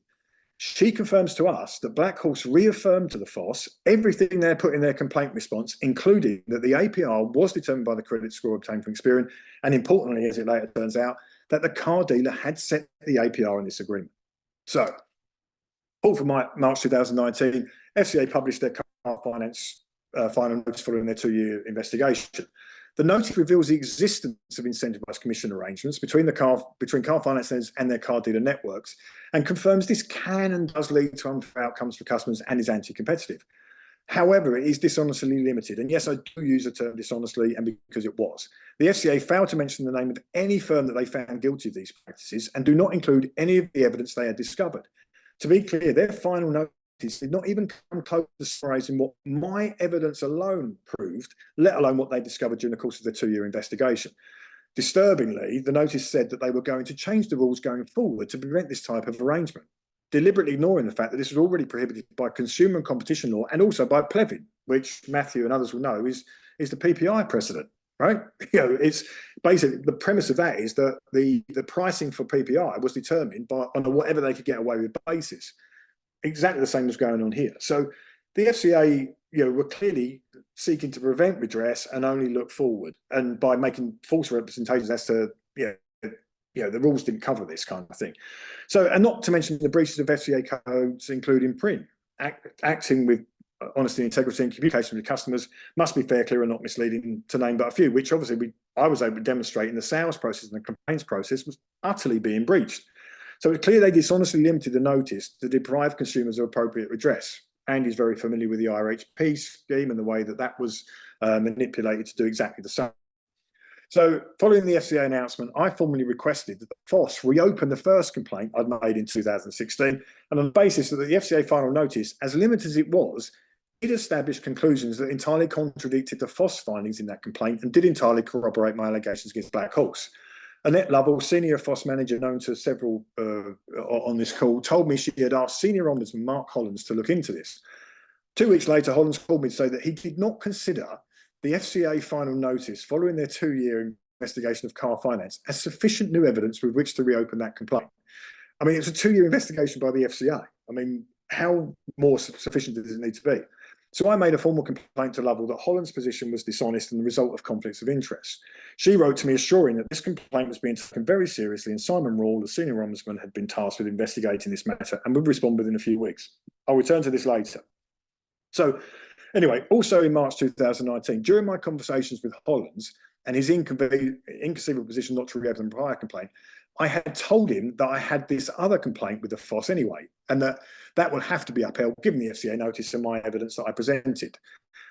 And then in May 2019, so a short while after these conversations with Hollins took place, and having told us in October 18 that she had all of the information she needed to reach a decision on the second complaint I had escalated to the FOS about Black Horse, the FOS adjudicator wrote to us saying that she now needed to reach out to Black Horse to obtain some further information. Okay, odd. We're talking 7 months after she told us she had everything she needed.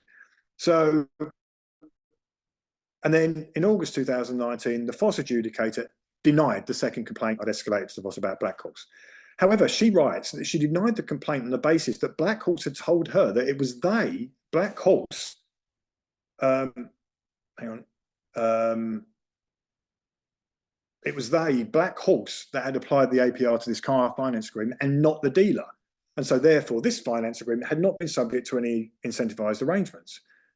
I mean, that's impossible, because this was entirely contrary to what Black Horse had told the customer in the complaint response, and also entirely contrary to what the adjudicator had told us that Black Horse had told her when they provided their position to the FOS in 2018.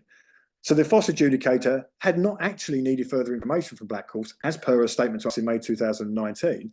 It was clear to me that she'd written to Black Horse seeking a new position and narrative from them so that she could deny the complaint. I submitted a DSAR. The FOS data team member originally tried to claim this DSAR response was complex and sought an additional 2 months to comply with it. I replied immediately saying that this was far from complex and that the FOS had already potentially breached the Fraud Act, hence this DSAR in the first place, and urged the FOS employee not to allow himself to be implicated by failing to disclose information that they had a legal obligation to disclose. And within an hour, the FOS employee reversed his decision and sent me a substantial bundle of documents. He literally sent me everything. I mean, like unfettered, hundreds upon hundreds of pages. And wow, whilst this was all my personal information, and and I was entitled to it, and I should have it by the DSAR, I am certain that the FOS would have unlawfully censored it to exclude some astonishing and shocking documents had they taken the extra time they originally wanted.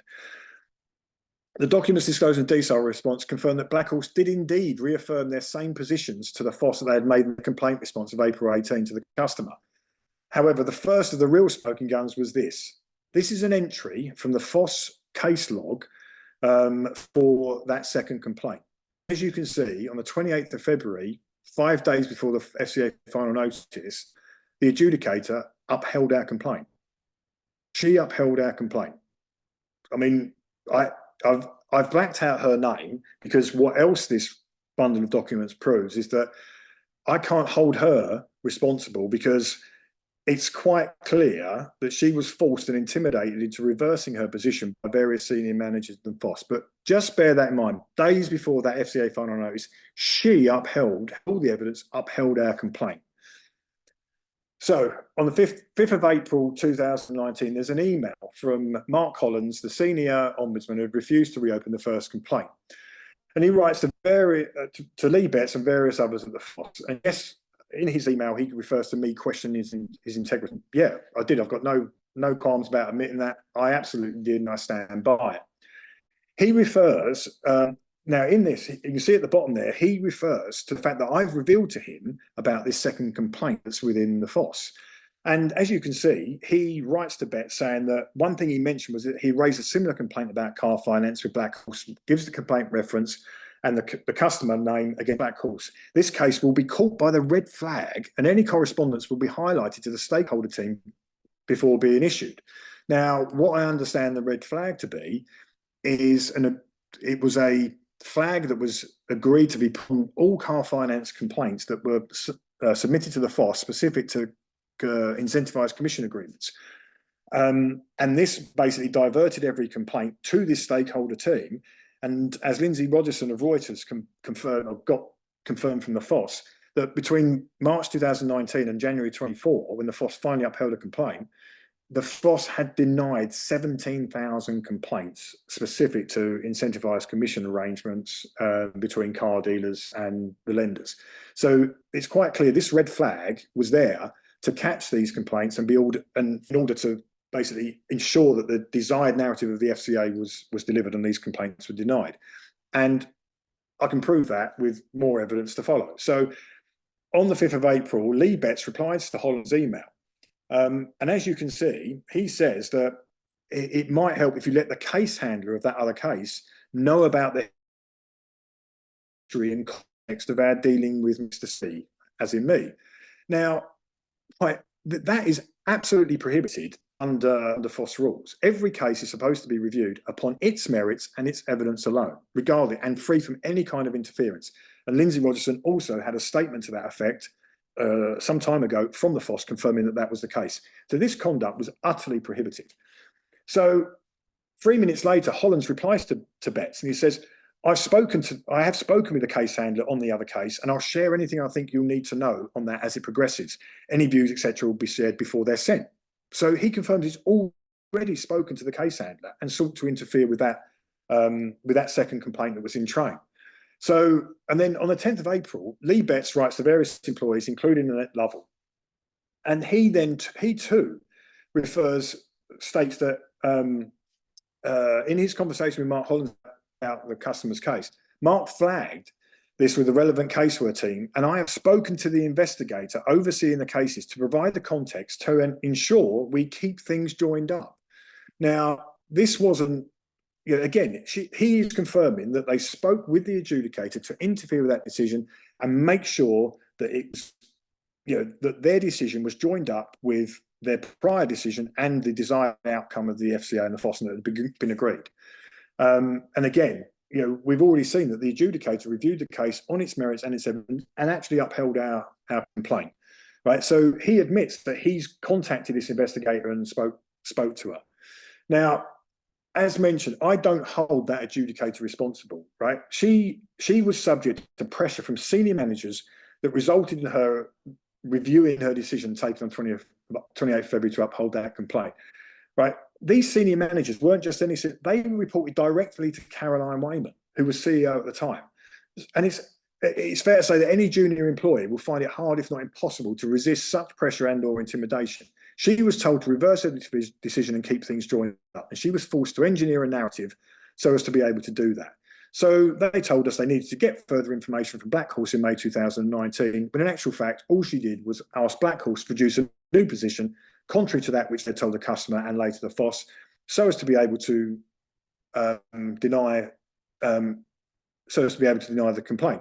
And it's clear from the evidence the Black Horse were only too happy to collude and go along with that, and therefore prevent a precedent upheld decision being published that would enable millions of customers to secure redress automatically from their lender, as opposed to all the nonsense that's gone on since, and the work of Paul and others that eventually got these claims upheld. And it's why, in the end, I went to Belinda Holdway of Scott & Scott and said, look, explain the situation. Here's the evidence. And she took it and developed a class action from it and got it funded by Woodford. And those class actions were filed last year. But it took me 10 years from start to finish to get these class actions filed. Now, I like to think I know what I'm doing. I worked in banks on bank trading floors for 28 years. If it takes me that long, is it any wonder that, or that everybody else has so many issues trying to get a complaint upheld or access to justice, right? It is absolutely absurd that it should take 10 years. And I know that a lot of this now will see news, but let's not forget, I raised this with the FCA in 2016, right? I gave them all that smoking gun stuff. So how is it they're only now looking at it in 2024? Well, they're not. There's nothing they know now, nothing they will find from this they didn't know in 2019, and they're just covering their asses by doing this. That's me done. Well, that's really remarkable.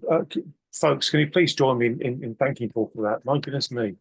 Paul, we had a lot to get through there, and you went through it as efficiently, time-wise, as we possibly could. There are so many questions that come off the back of that. I mean, how can I put this appropriately? Where Paul has taken the conversation is into the territory that perhaps these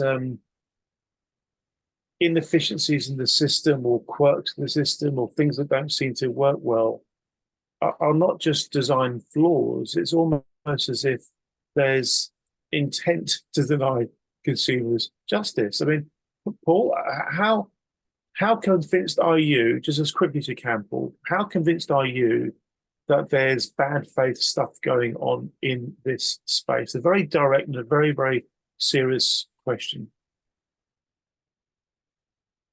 100%. And I think you and I both know from recent conversations with some very well-placed sources that basically the interference from HM Treasury is extraordinary in terms of the FCA.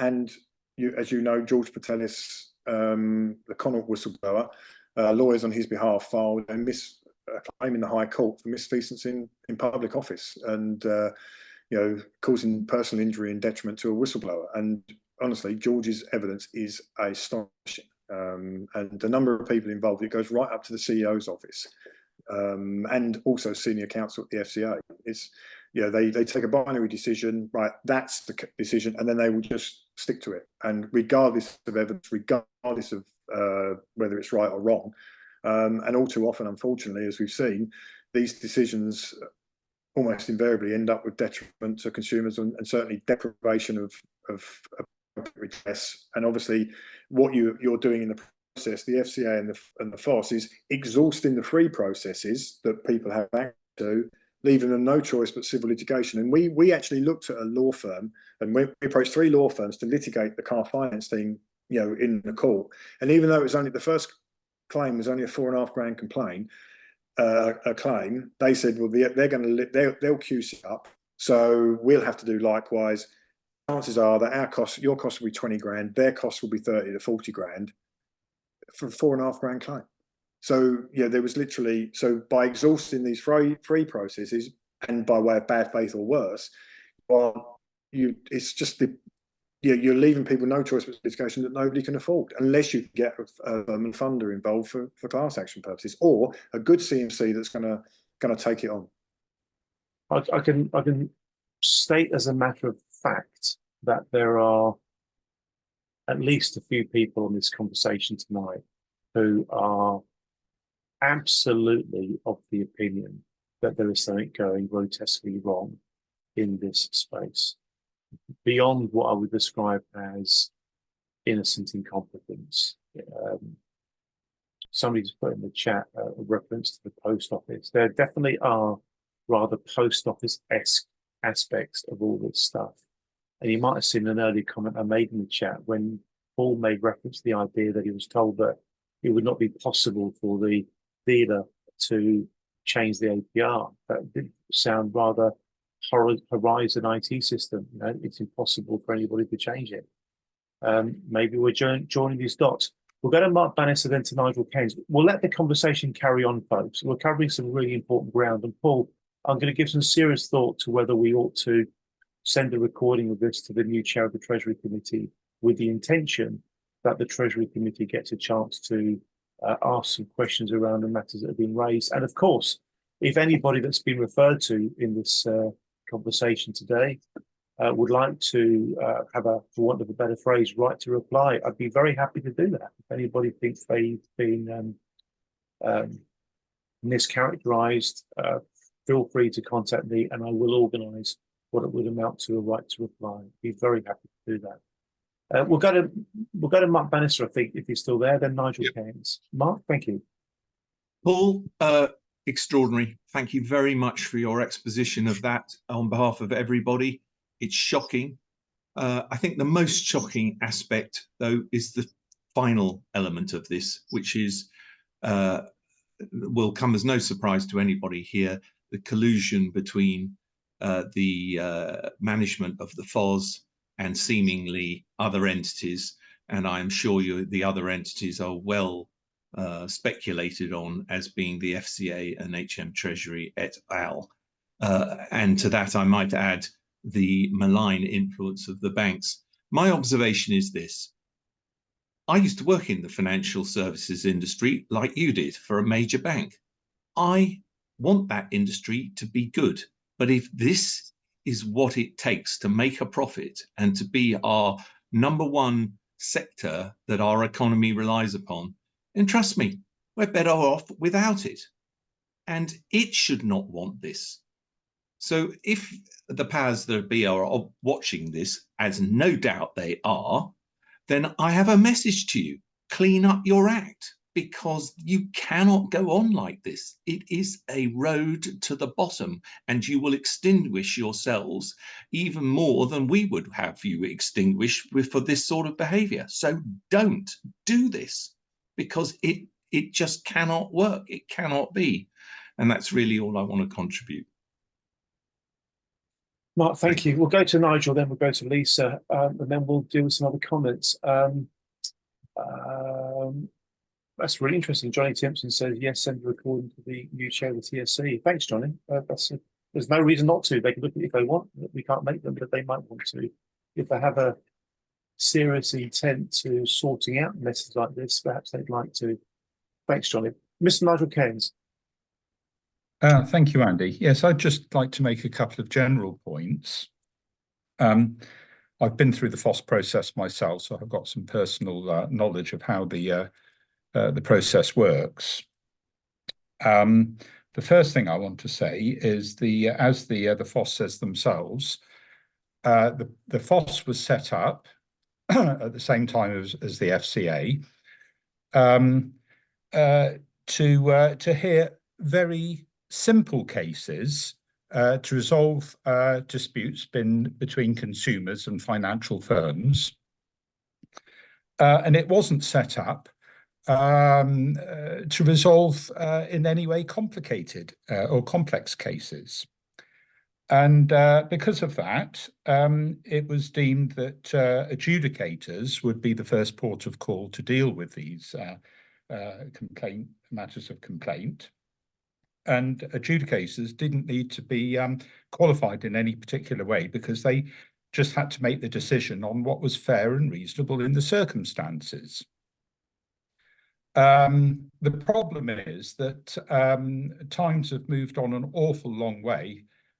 The whole of life has become more complicated, and certainly the job of the adjudicators has become much more complex in relation to the subject matters that they have to deal with. To the extent now that it's the way it was set up is totally unsuitable for the way that it's trying to manage the complexity of the complaints that it gets. So the position is that because only simple complaints were deemed to be coming to the FOS, complainants wouldn't need the services of a solicitor. Because it just was below the level of competence, for instance, needed by either the complainant or the adjudicator to warrant the degree of complexity that would demand the intervention of specialist knowledge of a solicitor. And so because of that, it was decided that if a solicitor was employed to represent a complainant, then the costs of that solicitor couldn't be recouped, even if their case was found to be successful.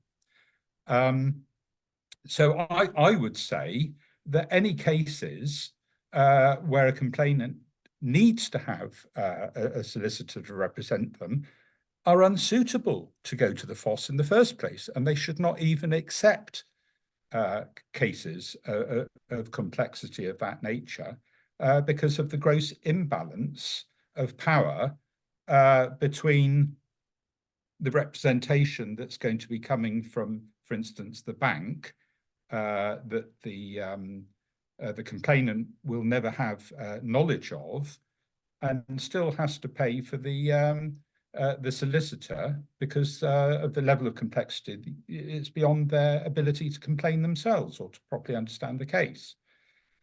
So for all such cases that are unsuitable for those reasons to go to the FOS, they should go to the the FCA or the FSA, as it was before. But they say, oh no, we don't accept any individual complaints. All complaints should go to the FOS. Well, this leaves a massive gap of people that are basically unrepresented or unable to be properly represented for the complexity of their cases. Yeah. And therefore, there's a complete void of legal access. There's no successful opportunity for these people to have their cases heard, which in actual fact contravenes the human rights. I think it's Article 7 that the UK subscribes to, and because of that is illegal anyway. So in my estimation, the FOS in its form at the moment, as it was designed, is totally unsuitable. It's more than 20 years old in the way that it was designed in the first place. And we literally have to completely start again. And in any way, I think it's completely infected and controlled by the FCA in a detrimental way that reflects the bias that the FCA has for financial firms over and above the interests of consumers. And perhaps that's enough for the moment. Nigel, thank you very much indeed. That's a really nicely tidy, succinct kind of bigger picture evaluation of what's going on here. Thank you very much indeed, Nigel. I think you point to some very, very real practical flaws in the design of the system for today's environment. Whether you buy into the bad faith narrative or not, it's very, very obvious that things just simply aren't working. And anything that's just one final point. Sorry, Andy, just one final point. I think it's quite unfair that we continually criticise the adjudicators for not coming to the right decisions and making a hash. But this is inevitable because they're not trained and they have no knowledge to deal with what they're asking to be dealing with. Thank you, Nigel. Thank you, Nigel. Well, we that way in the first place. Sorry, I'll shut up. We'll get it. You're on a bit of a roll, Nigel. There, you're on a bit of a roll. I'm basically just saying that it's already not working very well, and anything that's going to reduce the likelihood of somebody saying, "I don't think I've been treated fairly, and I think I should be. I want to make a complaint. I want to put a case in." Anything that's going to reduce the chance of that happening is A, going to be bad for the individual, and B, take away a very important feedback loop in the system. When things go wrong, they have to be put right. If you compare contrast the airline industry, the aviation industry, with financial services, it's rather different, isn't it? So in the aviation industry, supposedly anyway, if a plane unfortunately crashes, they examine precisely what happened until they quite literally engineer out the possibility of that same thing happening again. They study all the data, they engineer it out. They have a kind of zero tolerance approach to things like that. Why? Because they want everyone to be confident that if you step onto an airplane to go to your holiday in Benidorm or wherever it might be, there's a decent chance you're going to turn up there. The aviation industry is completely dependent on being trusted. And think about what I said earlier, folks. The financial services sector is too. There's a rather strange disconnect here. two industries that have to command our trust and support. One behaves in a very sensible way. The other behaves in a way whereby it's causing more harm in terms of pounds fines against it than any other sector. Just Andy, before, if yes, I can Mark, go on. quickly interject, the reason Yes. is this. Go The on. airline, you have a choice to fly. The financial industry, you can't avoid it. Okay. And that's the difference. One's an effective monopoly and the other isn't. Very interesting indeed. Just before we go to Lisa, can I please invite everyone to thank our speakers? We've had some great sessions here. We've had Richard Emery kicking us off. We then went to Matthew. We then went to Sam and then to Paul. Just before we sort of do anything else, let's thank our speakers for, frankly, opening up a bit of a can of worms here that needs to be looked at further. It really have. Lisa King, please do share your thoughts. Thank you, Lisa. Thank you. Thank you, Andy. And I'm pleased that this recording will be shown to the Ombudsman, the FCA, and hopefully Lloyds Banking Group too. This is a very tragic story of which some of you will be very familiar with. So forgive me if started already, if I start to well up over it. This goes to the very top of the Ombudsman and the FCA. I'm talking Andrew Bailey, I'm talking Caroline Wayman, I'm talking Annette Lovell et al. They had an opportunity, all of them, to put a stop to Lloyds Banking Group ruining my husband's life, our life. He's no longer here. Started already. He's no longer here. So I'm his voice. It began in January 2013 when he became ill and he phoned the bank and he asked for their help and guidance to switch our mortgage to a lower interest rate. That's all we ever needed. All we ever needed. The bank said they don't do that. There's only two options available. Switching a payment holiday or extending the mortgage. It was interest only, so extending the mortgage was not an option. So he went with the other option, the only option he had, he thought, was a payment holiday. And they told him that if he took this payment holiday or nil payment, there are more things the bank can do after 3 months. And he believed them. Who wouldn't? So he called back after 3 months. And they still gave him a nil payment, even though he asked for the mortgage to be switched to a lower rate mortgage. They refused to do it. And this went on for longer than I care to remember.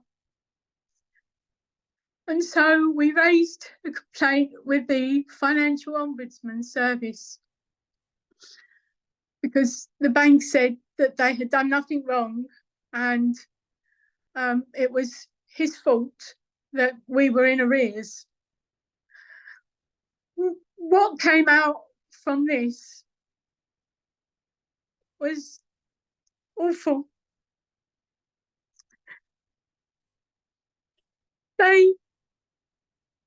We gave all the evidence that we had to the Ombudsman, and as I've heard we heard tonight, the bank gives them what they feel they need. And the Ombudsman found in obviously the bank's favour that they had done nothing wrong. And so we had to go to court to defend our home being repossessed. But we failed, and the repossession order was granted. However, on the day that we went to court, the FCA issued a final notice that Lloyds Banking Group had been fined just under £70 million for mistreating mortgage borrowers and there were 529,000 victims, of which my husband was one. They never told the court, and they never told us. At this point, Paul Collier got involved to help us, and he contacted the Ombudsman on our behalf with all the information he had that proved that the bank was wrong, and they wouldn't uphold it, they wouldn't change anything. And as the years went on, his health deteriorated, and the Ombudsman wouldn't change their mind. They went to extraordinary lengths to deny that they had done anything wrong. And so, after a short period of time on Paul's forensic investigations, he discovered an FCA rule. It's called MCOB 13.3.2. And in that rule, there are over 5 options that the bank must offer. And one of them is a product transfer. And that could mean anything. That could mean from one fixed rate, one interest rate to another. It's anything. And so they lied. They knowingly lied.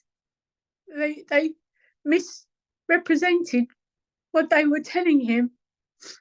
And so with this, Paul went back to the Ombudsman and told them to reopen the case. And they did do that. But then they came back and they said they're not changing the rules, their decision to not uphold it, because they're going to not consider the merits of the information he had provided for them. And the FCA refused to get involved, saying that they do not get involved in individual cases. But there was 526,000 victims of all different degrees, and 117,000 victims did have their homes repossessed illegally. With Paul's help, we managed to get legal representation, and he went to the Ombudsman. We had a meeting with Annette Lovell and Claire Mortimer at the Ombudsman, and even with legal representation, they still refused to change their decision. They wouldn't uphold the complaint, even though it was right that the bank had mistreated my husband and he should have received a lower rate interest mortgage, and he didn't. And we suffered the consequences of that. However, because we got legal representation, and it could have gone to court, and it probably should have, Andrew Bailey wrote directly to Horto Sorio saying that he'd been made aware of our case, which he already knew about anyway, and that he felt the bank had been heavy-handed with their approach to us, and that their legal representatives, TLT, had also acted very heavy-handed towards us. So we had a mediation with the bank, and they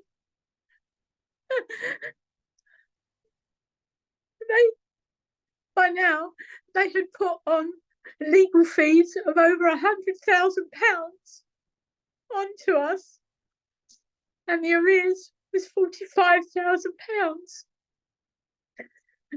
But we didn't know that this was in December 2018, but we didn't know the full extent of the investigation by the FCA. But the FCA did, and the FOS did. They knew that the FCA were in the bank's offices during this whole period of time investigating what they had done to mortgage borrowers like my husband.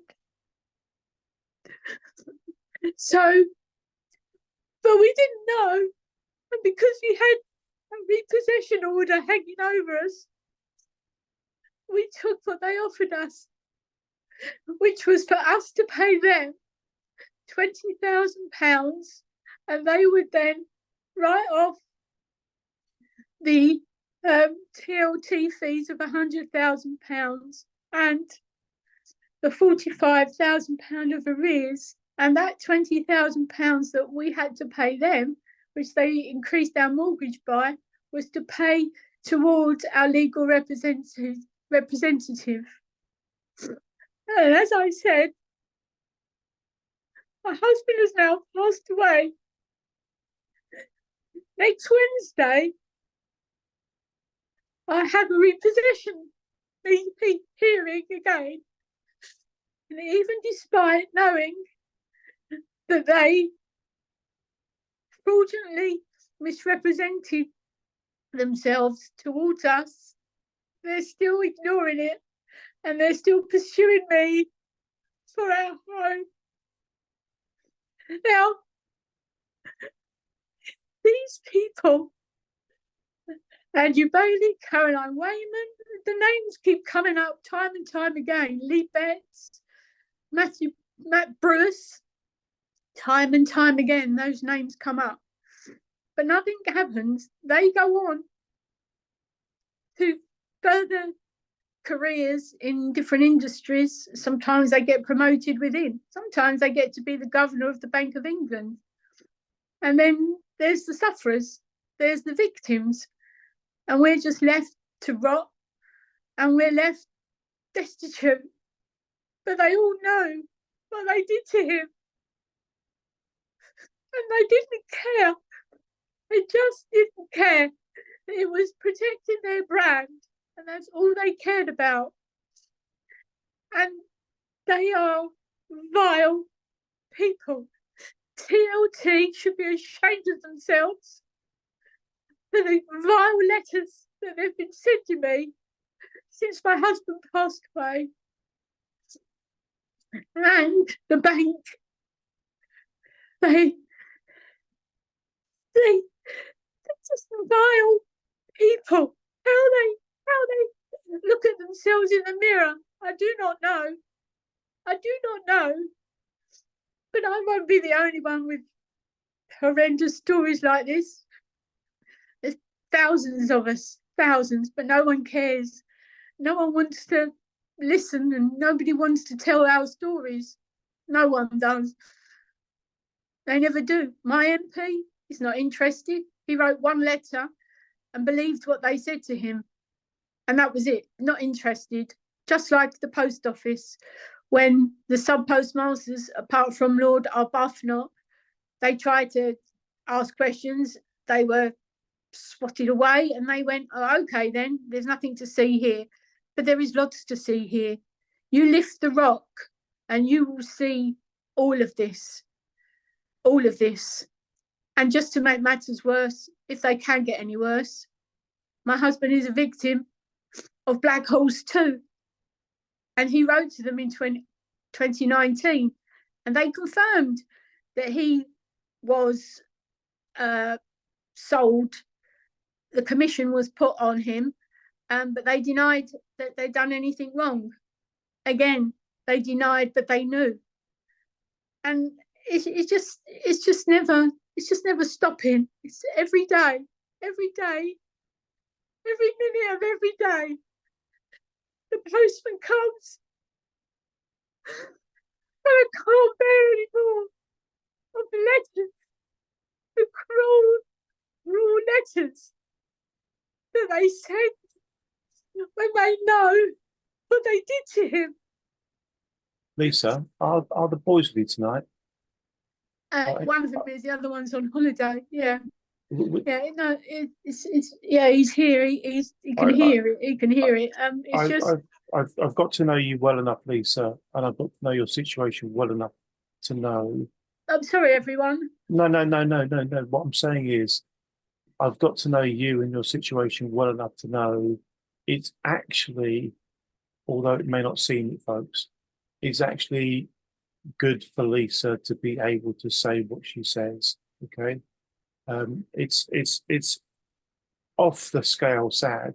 I can't begin to tell you how sad it is. Some of you may know that I've said it before. The very first conversation I had with Lisa on Zoom, we both ended up in tears for a thing, but literally we were just both bawling our eyes out. Neither of us, it's quite funny in a way, neither of us was saying a bleeding word. We were just both in tears. So whilst it is off the scale sad, I believe I've got to know Lisa well enough to know that giving Lisa the chance to say what she just said is actually a really, really important thing. But I'll tell you what, every time I hear it, Lisa, it makes me more and more cross and more determined and more motivated and more willing to do what we do, because what we're doing is not easy. You know, it's not easy. We are consistently waking up day after day after day, trying to find ways to hold institutions to account. That's basically what it comes down to try to make organizations be honest. And that's all we're asking. And if this is the experience that some of us are having, and I literally know there are other people on this session tonight who've had the kind of experience with the FOS and with the FCA that would give you know, it's well, you know how serious it is. You know that people sometimes think really dark thoughts about the situation they're in, and they feel completely isolated and alone and stuck and full of despair and despondency, and it's just sinful, you know. It really is just sinful. I sometimes end up feeling guilty for not being able to solve it all with some kind of magic wand, and that's a bit of a burden for me to carry from time to time, folks. But that's not the point here. What's the point here is we are a country, we are a parliamentary democracy, we are a country full of institutions that over a period of time have been allowed to become unaccountable and out of reach of scrutiny and out of reach of public observation. In a moment, I'm going to ask Mark Bannister to talk very briefly about the paper he's very kindly written, which is an attempt to kind of capture the underlying reasons why we have so many organisations in the UK that are simply not delivering the service that they were set up to create, whether it's the FCA or the FOS or any others. I don't know about you folks, but when I hear Lisa speaking, or when I hear other people sharing similar life experiences, when I think about people like Ian Davis, rest in peace, who one of our volunteers who hanged himself as a direct consequence of the kind of experiences that Lisa's husband went through, what Lisa's going through even now. You can hear the pain in the voice. It's just heartbreaking. It's just absolutely heartbreaking. So I don't know what's going to happen in the future, folks, right? I don't know what's going to happen tomorrow, the week after, the month after, the year after, but I do know this. All the time, there's at least one person who hasn't given up. There's hope. Yeah. All the time, there's at least one person who hasn't given up. There is hope. And that's why, to my mind, it makes sense continuing to try to ask the questions that need to be asked, sharing the evidence that we've got, and asking the people with the power and the position to make a difference to please make a difference.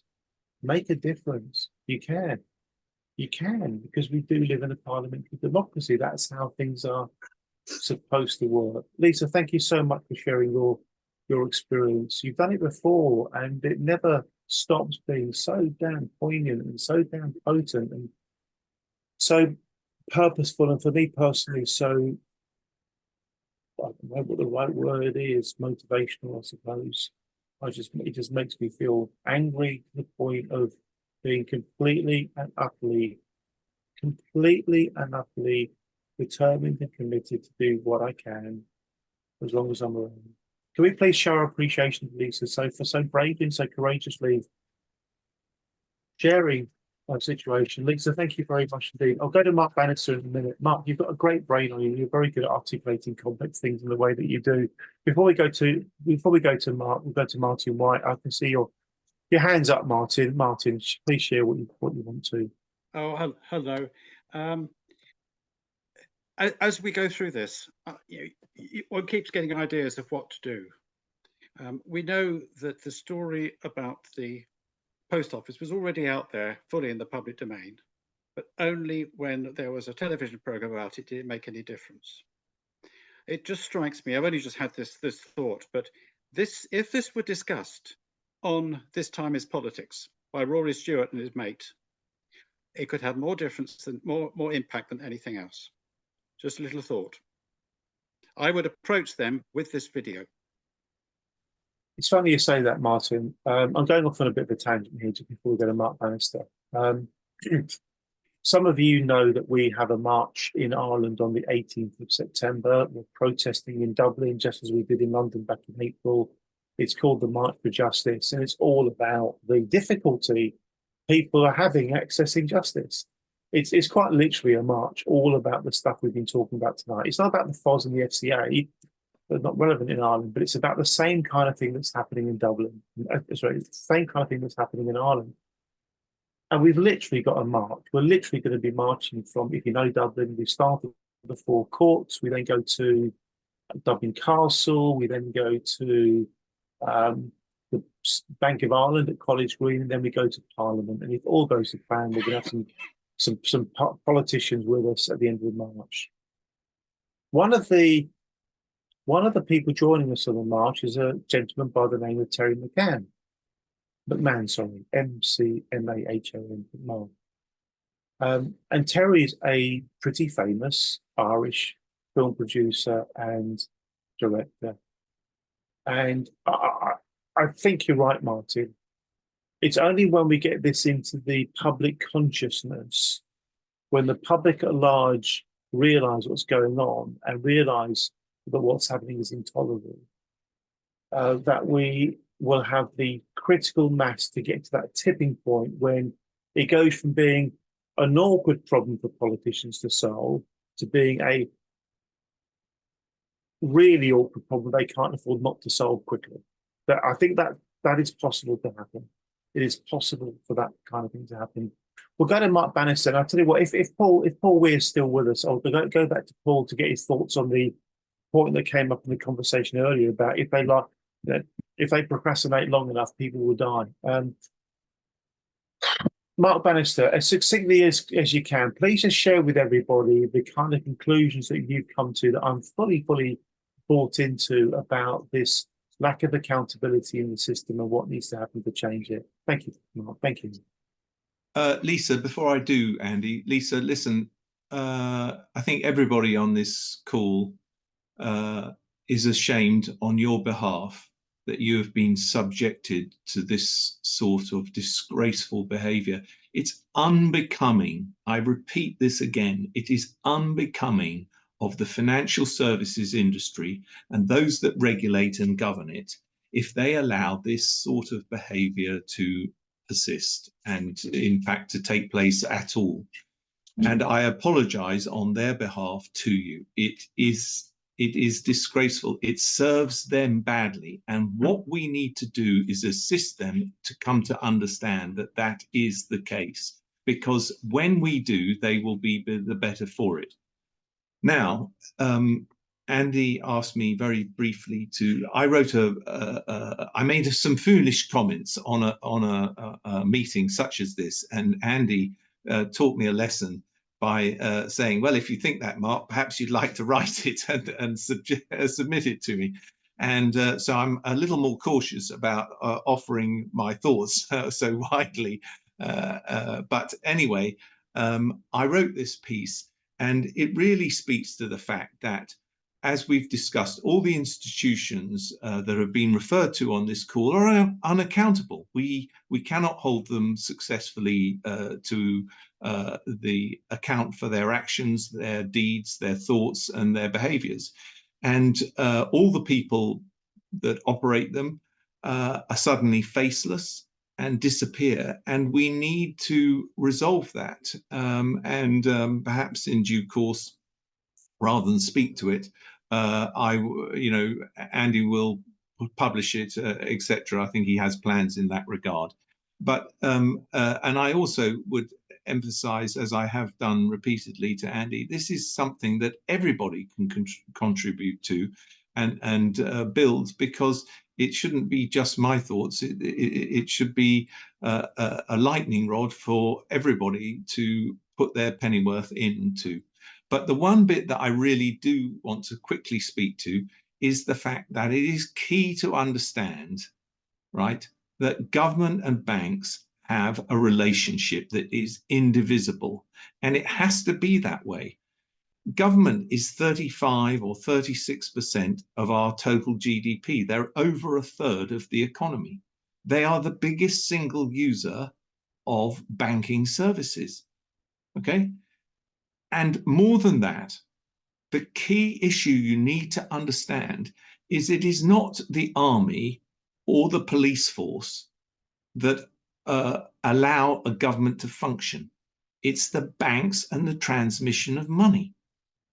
Everything we do in a modern economy revolves around it. You cannot escape it. And therefore, there is a completely symbiotic relationship between banks and governments, where there is the independence of each upon the other for their power is such that neither can do without the other. But ironically, when push comes to shove, the banks know that they have the upper hand. And the reason is incredibly simple. Banks always have more to lose.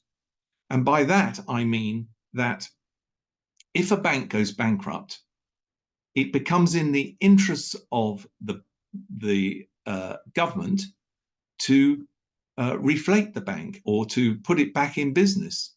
As to who owns the bank, that's a matter of political debate, but it must function because the entire economy, which is what the government is in charge of ensuring keeps going, is dependent upon it.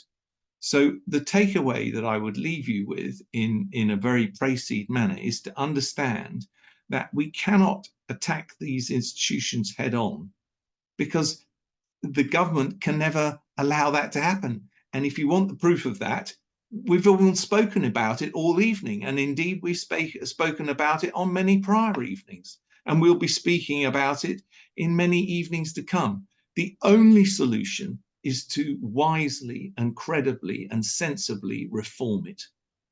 And that's in the interests of everyone, us as consumers, them as banking and financial service companies, and the government. And I would lastly say to you all that if we fail in this endeavor, which we cannot fail in, by the way, okay, we are on the road to the bottom, to the end. And that cannot happen for all our sakes. And so that's where I'll leave it.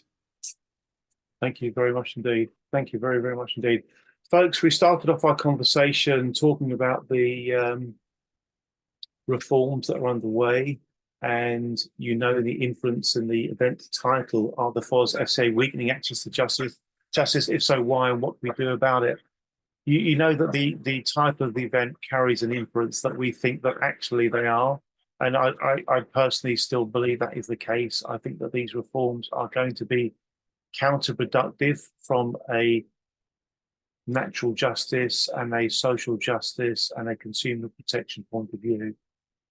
That is worrying. That is worrying because it suggests to me that the powers that be might be quite comfortable with that if the upside from their point of view is a significant reduction in the number of complaints, if it improves the way the stats look, if it improves the affordability of running the FOS, or whatever the other practical, political reasons might be for creating the changes that we've got.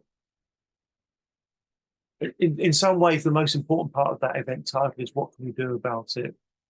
There's no obvious answer, but it's absolutely certain that if we don't challenge and don't push back and don't hold these organisations to account, then things aren't going to get any better. So in the spirit of trying might work, failing to try will result in failure. I think it's pretty logical that we just carry on trying to work together, carry on trying to understand each other's strengths and how we can all somehow function successfully as a, for want of a better phrase, as a team. For those speakers who are still with us, for example, I can see Matthew's still here, others might be as well. I'll go back to you just shortly in a moment in case you have any final comments that you might want to chuck in. But could I just see, is Paul Weir is here still? Paul, while I shut my window, because my wife's chatting to the chap who just bought the shopping, you can probably hear it in the background. Paul Weir, could you please tell everybody a little bit about the Equitable Life saga, for want of a better phrase, and why this narrative of if we wait long enough, some of them will drop off their perch, is actually, sadly, a very relevant state of affairs. Paul Weir, if you can, please take yourself off mute and just share with us any brief thoughts you'd like to before I go to Matthew and the other speakers. Thank you. Yeah, I can't. I'm the chair of the EMAG, the Equitable Members Action Group. We're still trying to get $2.5 billion out of the government, but I'd quite like to explain my story as a consumer very briefly. It's nothing like as bad as some of the stuff we've heard tonight, but I lost a significant amount of money from my pension with Equitable Life, and I fought. I was involved in 2 successful legal actions, but you won't hear about them because it was with a confidentiality agreement. And I ran my own case through the FOS, which took 6 years. And what I very quickly discovered was that the great and the good had decided that the Equitable Life was 5 billion in the hole, and they needed to deal with it for the sake of stability and everything else, and that the best people to fund the problem were the victims. So the word went out so the FCA brought in N1, regulation, so they couldn't be found guilty. This is long before the Parliamentary Ombudsman inquiry and all the rest of it.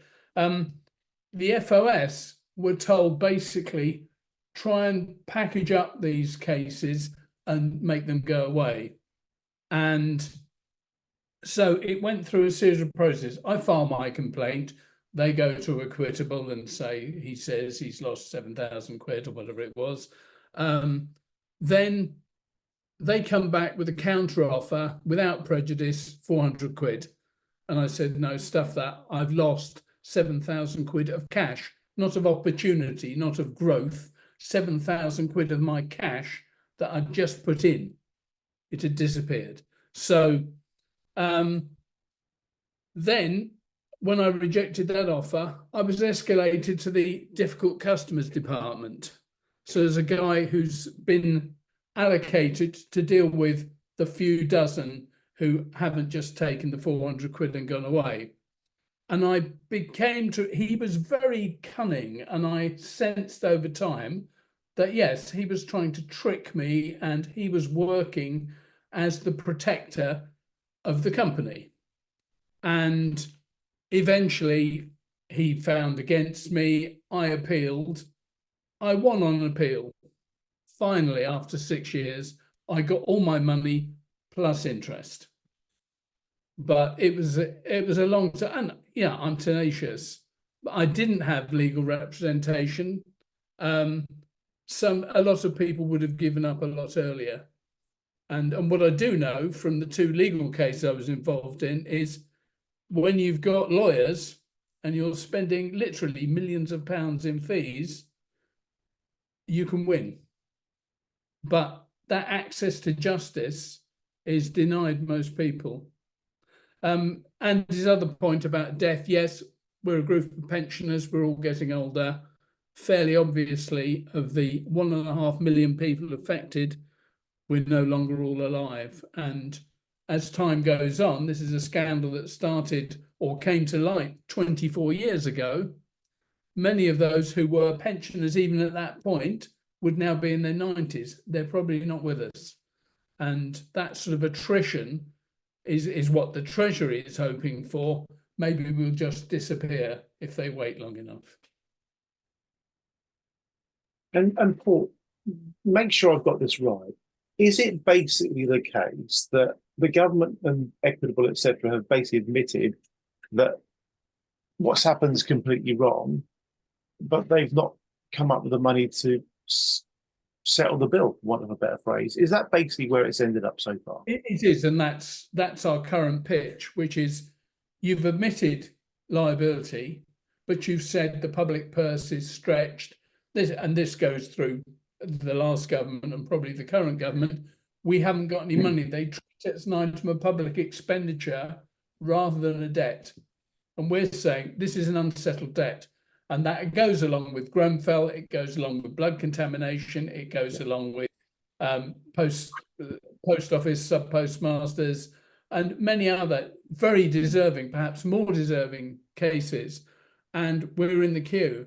And to pay those, given that the cupboard is bare, I've got some sympathy for the current government. There's no money. They're cutting winter fuel allowance. Where do they find the cash from? The only thing they could do is borrow it, but they've been boxed into a corner where they can't borrow because that's seen as profligate. So until I'm hoping to ride in on the slipstream of the blood contamination people getting paid, because they've either got to hide the money or find the money, because they've got to pay it. Well, thank you very much indeed for sharing your 20 plus years experience on that. We're going to jump to Sam next. Sam, if you're still with us, you might have gone to bed by now. It's so late. It's at 25 to 9. Sam, if you're still with us and you haven't kind of like disappeared off to have your tea or whatever, please do take your mic off if you want to and just share any final thoughts before we go to Matthew, Maxwell, Scott, do the same. Yeah, absolutely. Still here. Not quite my bedtime just yet. I think it's been really, really useful, certainly for us to listen to everybody today. And I think we'll certainly raise the comments that have been made here to the regulators on our meetings and keep pushing that. And likewise, we've got members who've got similar stories from their consumers and their customers, the same as what we've heard. So we'll keep pushing as well. And I think that's the key, isn't it? Is that if everyone's on the same page and we're all pushing together, then hopefully we can make some difference. Thank you very much indeed, Sam. Thank you very, very much indeed. Matthew, Maxwell, Scott, sir, thanks for helping us to make this event happen. Your input's been very valuably appreciated, as is Sam's and others. And Paul's colours up to scoot off. Matthew, any final comments from yourself, sir? Thank you. Other than just to repeat my gratitude of having been with you this evening, I heard some really interesting, some very sad and, and compelling stories. And it's also important, just probably a few things, very small things to say. First of all, to echo what Sam said, we've got to work together. That's the way to do things. And we're fortunate in a way in that social media and modern communications make that much easier than it once was. But also, you said exactly the right thing, Andy. We are a democracy. We're not run actually by the regulators and the big corporate bodies. We're run by our fellow citizens. And the good example given that Lisa gave of James Arbuthnot, he listened and came out of it well. But it does show there are people out there who will listen, will read things, will care, and won't give up. So write to your MPs, write to any MP you like. Write to the chairman of the Treasury, or the chair of the Treasury Select Committee when they're elected. Use these people. But also, we've got the media and social media, dead tree media, all the rest of it. That's the way to get our stories out there. Because what I've heard tonight is an awful lot of human interest, and that's what stories are all about. That's what news is all about: is conflict and human interest. And there's lots of that here. So work together, keep trying the politicians, and let's try and get more stories into the media. Thank you very much indeed, Matthew. Thank you, everybody. Thank you for coming along. Thank you for your interest. Thank you for engagement. Thank you for your input. Thank you for speaking from the heart. Lisa, thank you. Paul Carlier, others who chipped in with the conversation, Richard Emery, everyone who's participated. Folks, I will be drawing the conversation to a close in a minute, but for those of you that want to, I urge you to go and get yourselves a cup of tea after this and watch the 7 or 8 minutes speech that I'm putting in the chat. I'll just briefly explain. So the link to a YouTube recording that I've just put in the chat is a speech by Terry McMahon, the film producer director who I mentioned earlier. Tomorrow at 5 o'clock on Zoom on this same link that you used for tonight. Tomorrow at 5 o'clock, Terry's giving us a speech basically about why he's marching with us in Dublin on the 18th of September. And the link to the recording and the chat is a speech that Terry gave back in 2016. It's very Irish. I say that because it's called This Is Our Ireland. It's very much an Ireland perspective. It's very much steeped in, if you like, an Irish context. But I personally think the fundamental issues that Terry McMahon raises awareness of during that speech, I think that many of you will be able to relate to. So I encourage you to watch it if you want to. It's 7 or 8 minutes long, and I personally found it to be poignant and purposeful and very, very potent. And you know what's quite sad?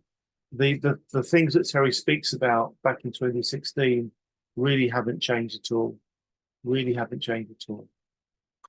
Okay, we'll bring things to a close there. Can I thank you all very much indeed for your staying power, your tenacity, your willingness to chip into the conversation, and let's just do what we do and carry on trying. Sooner or later, things will change. If that does happen, it'll happen because we've helped it to. Good night all. Thank you very, very much indeed.